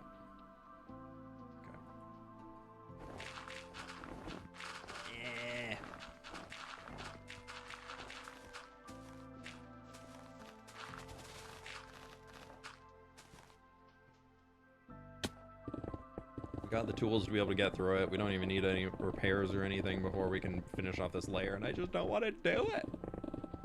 But I really should, because it'll look so much cleaner in the time lapse. Oh, we've been live for 3 hours and 20 minutes, and it's 3:20 right now. Wow. Slow reader solidarity. I just like to pick it up, read a chapter before bed, and then put it down. Or like a big reading session for me is I'll read like 3 chapters.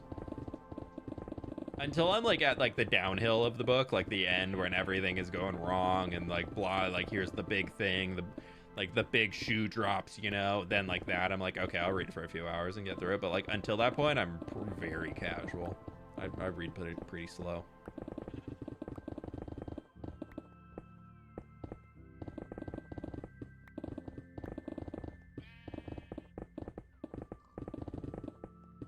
Ever tried reading Warhammer 40k? I have not, no.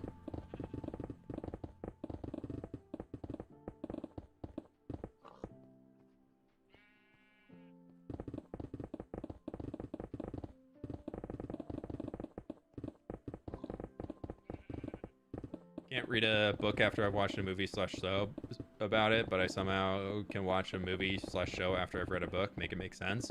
It's probably because when you've watched the show, you have like the visual in your brain of like what the characters look like, how they sound, what the setting looks like, and then probably going from like that and then seeing it on there probably, I don't know, I feel like the pacing of a show is much different, of like you get your rewards much more quickly. Like a show is gonna be like 45 minutes for an episode, and so like 8 hours for an entire season ish, probably somewhere in there, 8 to 10 hours if you watch every single episode back to back to back, whereas reading a book is going to take a lot more. That's insane to me. I'll read until my eyes feel like a desert and it's the next day. Yeah, no, I like to just get a little bit of reading in before I go to bed. Take my face away from a screen for a bit, you know? Stare at Minecraft enough all day long.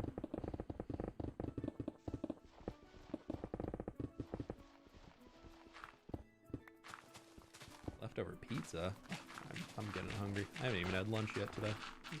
It's almost 3:30. I have a good yogurt bowl before. Though, so I'm chilling.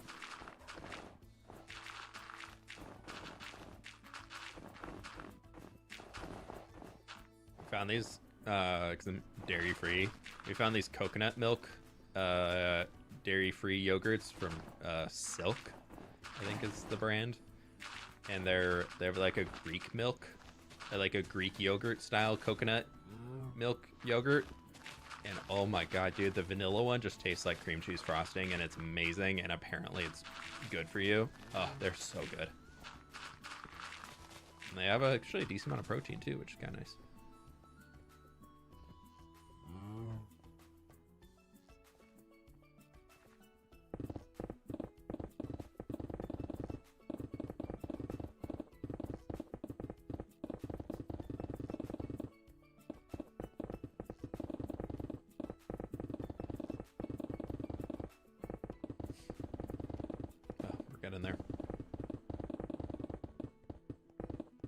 Much diggy today.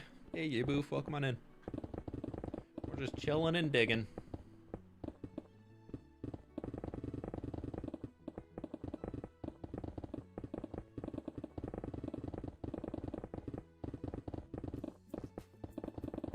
Yeah, I'm definitely like a physical book reader.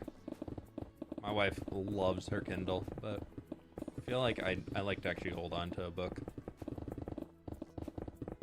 Some of the fancy features of like looking up things to like see where it was relevant and whatnot from Kindles is pretty cool.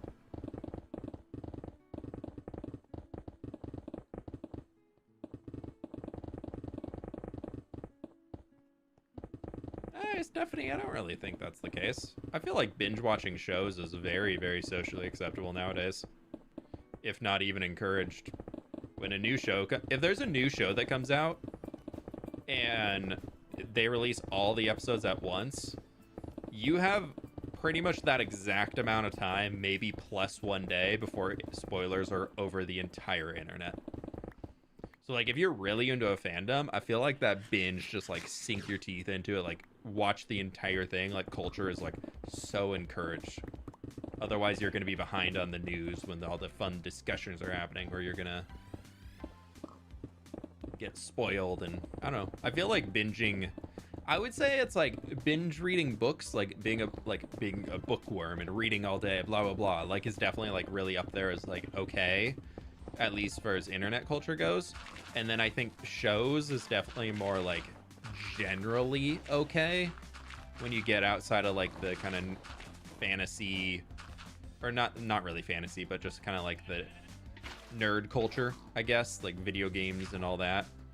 Then like you get into more of like books being a little bit like, ooh, you just read all the time, which is like not like a weird thing to, oh, you.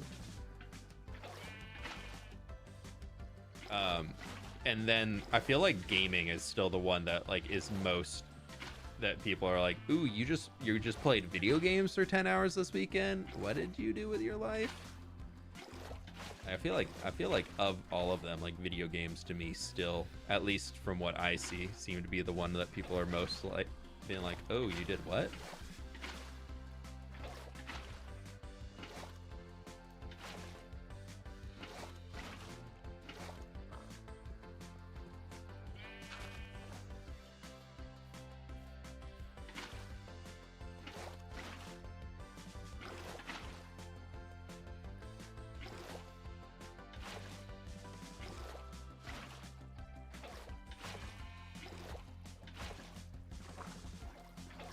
How many layers you dig down? We've done, I do 5 at a time, and we're about to finish off our second of the day, which will be 10 layers off the mountain, which is not amazing, but it's not bad. I'll take 10.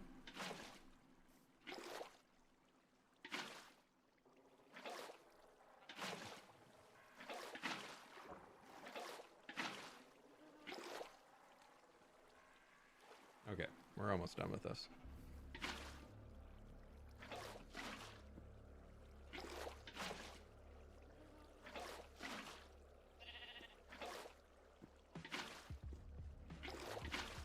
Just gotta slowly get through all of the powdered snow.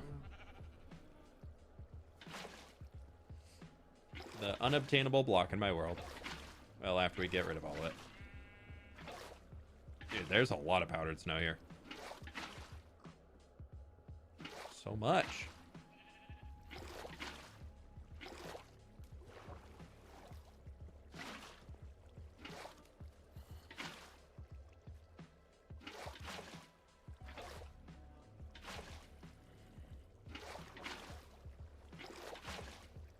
How much powdered snow is here?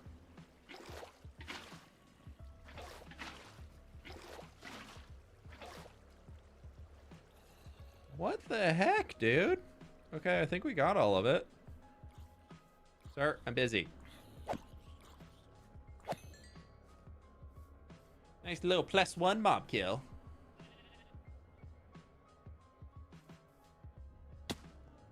Okay. There's more? Okay, come on. There we go, please. Okay. I don't care. It's below the level.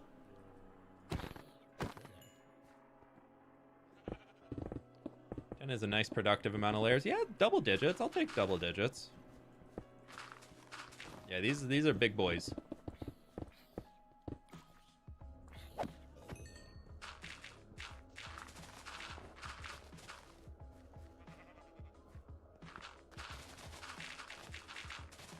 I know it's a long stream though when the playlist starts to loop. I have like a 3-hour music playlist, so when we start to hear the same songs again, it's like, ooh, maybe we should not be streaming.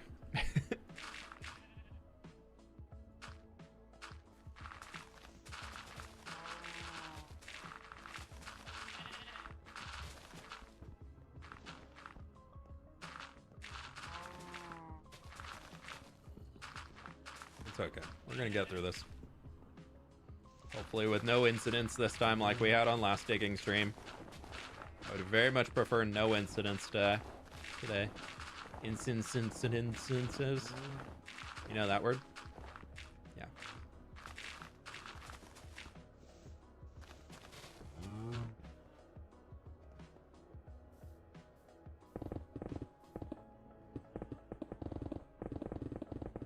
The final block.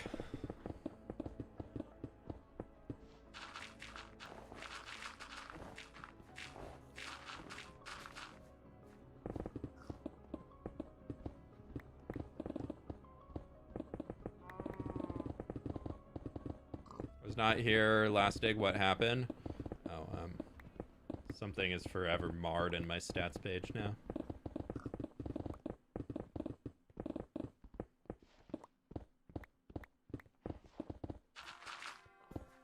Marred? Did I use that word right? Why do I feel like I didn't use that word right?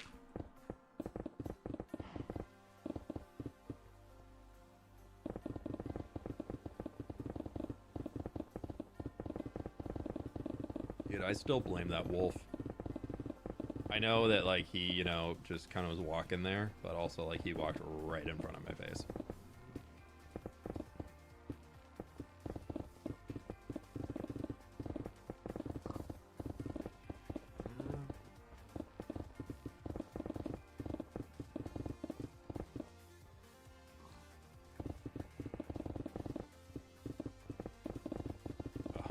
I'm so not excited to go swimming today. My shoulders are so sore. Used it right? Nice. Look at me. Good vocab.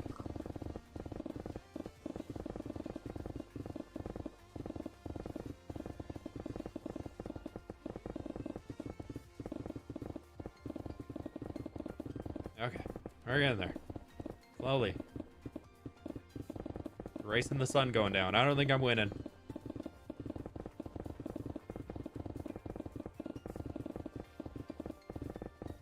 Hoping and breaking 3 procs enough that we do not have to get a new tool.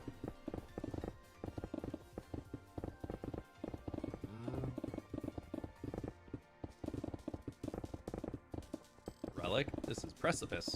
Oh, sorry, cow. Excuse me, cow.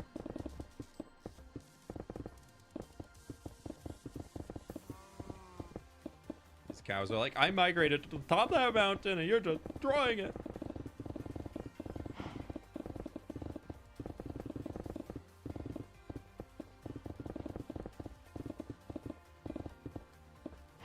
Okay. Sweepy sweep.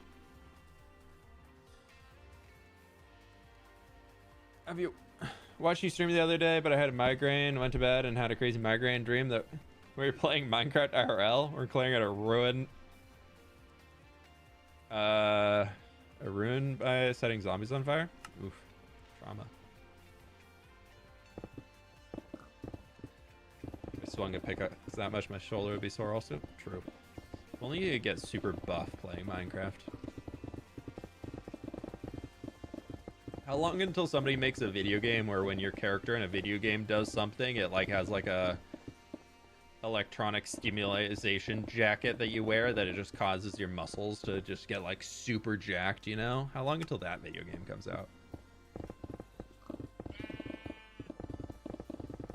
I remember they had one of those, like a gym like that where near where we used to live, that was just like one of the most bougie gym experiences ever, like ever.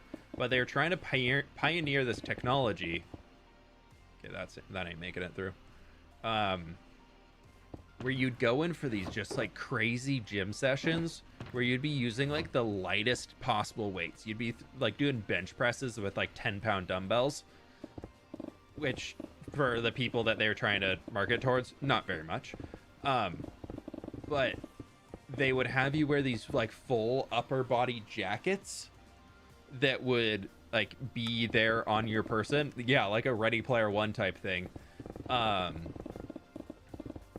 And their whole thing was that like while you'd be lifting, they had somebody who was one-on-one monitoring you that was your physical trainer, but they also had the jacket, and like as you're lifting they would be like triggering things on the jacket to cause like extra muscle stimulation through like electric shocks, so that like these little tiny baby weights that you would be lifting would make your muscles feel like your max, like every rep you were doing was like the craziest heavy max you could do.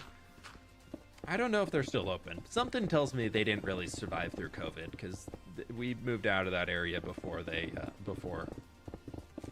shut down, but something tells me they did not survive through COVID.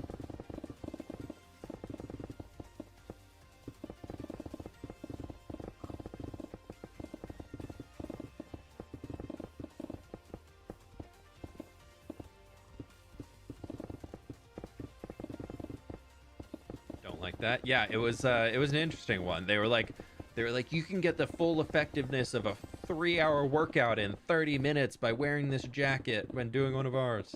It was kind of crazy.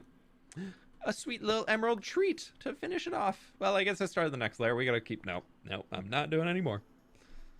I am running away from all those blocks. We're gonna run and jump. And fall. Pleased to meet you. Capriel, thanks for the prime, dude.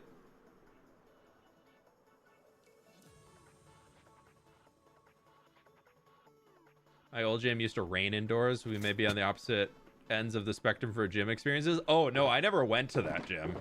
No, it was on my dog walk route. That's the only reason why I know about it. It's because I would walk by it every single time I was walking the dogs. And you just see the unfortunate soul manning the front desk there just alone. Nobody in the gym.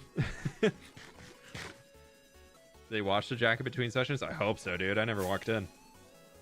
I saw their target market audience on the outside and said, I ain't got money for that.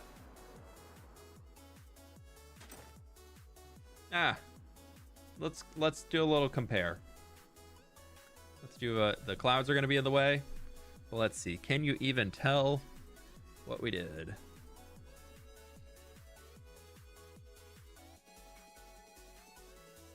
Let's see. Okay, so here's where we are now, and this was the thumbnail shot. Yeah, you can definitely tell. Yeah, especially with all that powdered snow gone over there. We're almost below the snow though. We're getting pretty close to getting the snow layers down, so that's fun. So yeah, progress. Guess I can go change this elytra now before anybody else freaks out. I didn't think I hit the ground that hard. Well, there goes the totem. Oh my gosh. How did that trigger the totem? You're kidding. That's how we pop a second totem, dude? Oh my god, I thought I was chilling there. Wow. Oh my gosh. Okay, well, I guess we have to go name the totem.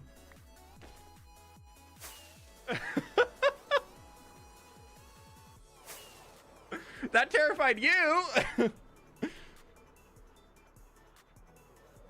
How is that a totem pop, dude? Oh, gross.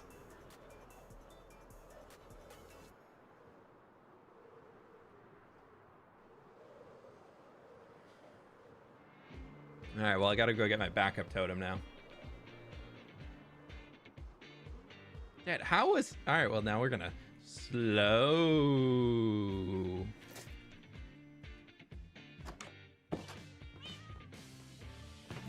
Do I have backups in here? Where are all my backups?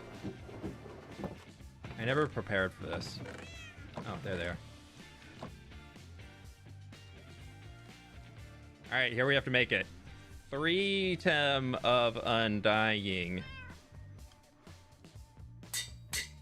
That'll be our... There we go. Well, on that note, I guess we popped a second totem. You're just gonna top up everything, and yeah, wow, yeah, there we go.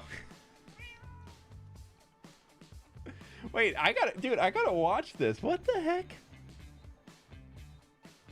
Yeah, how fast was I going? I didn't think I was going that fast, dude.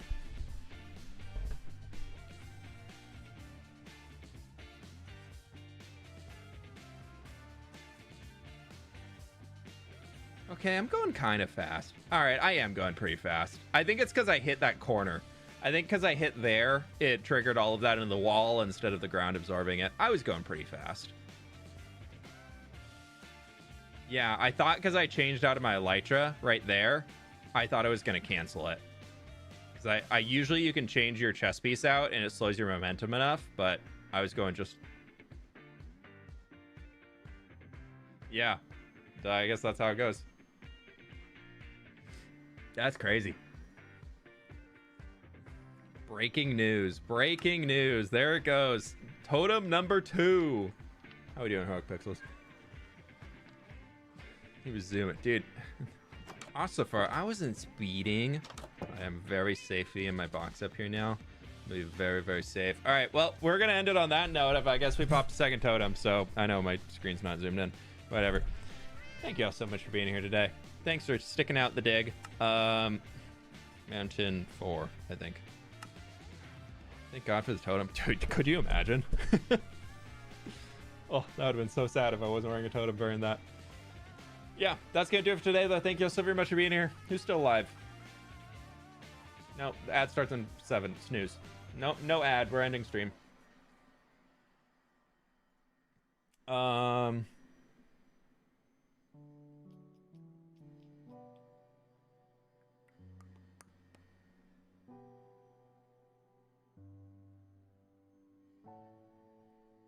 Nobody's live right now, dude.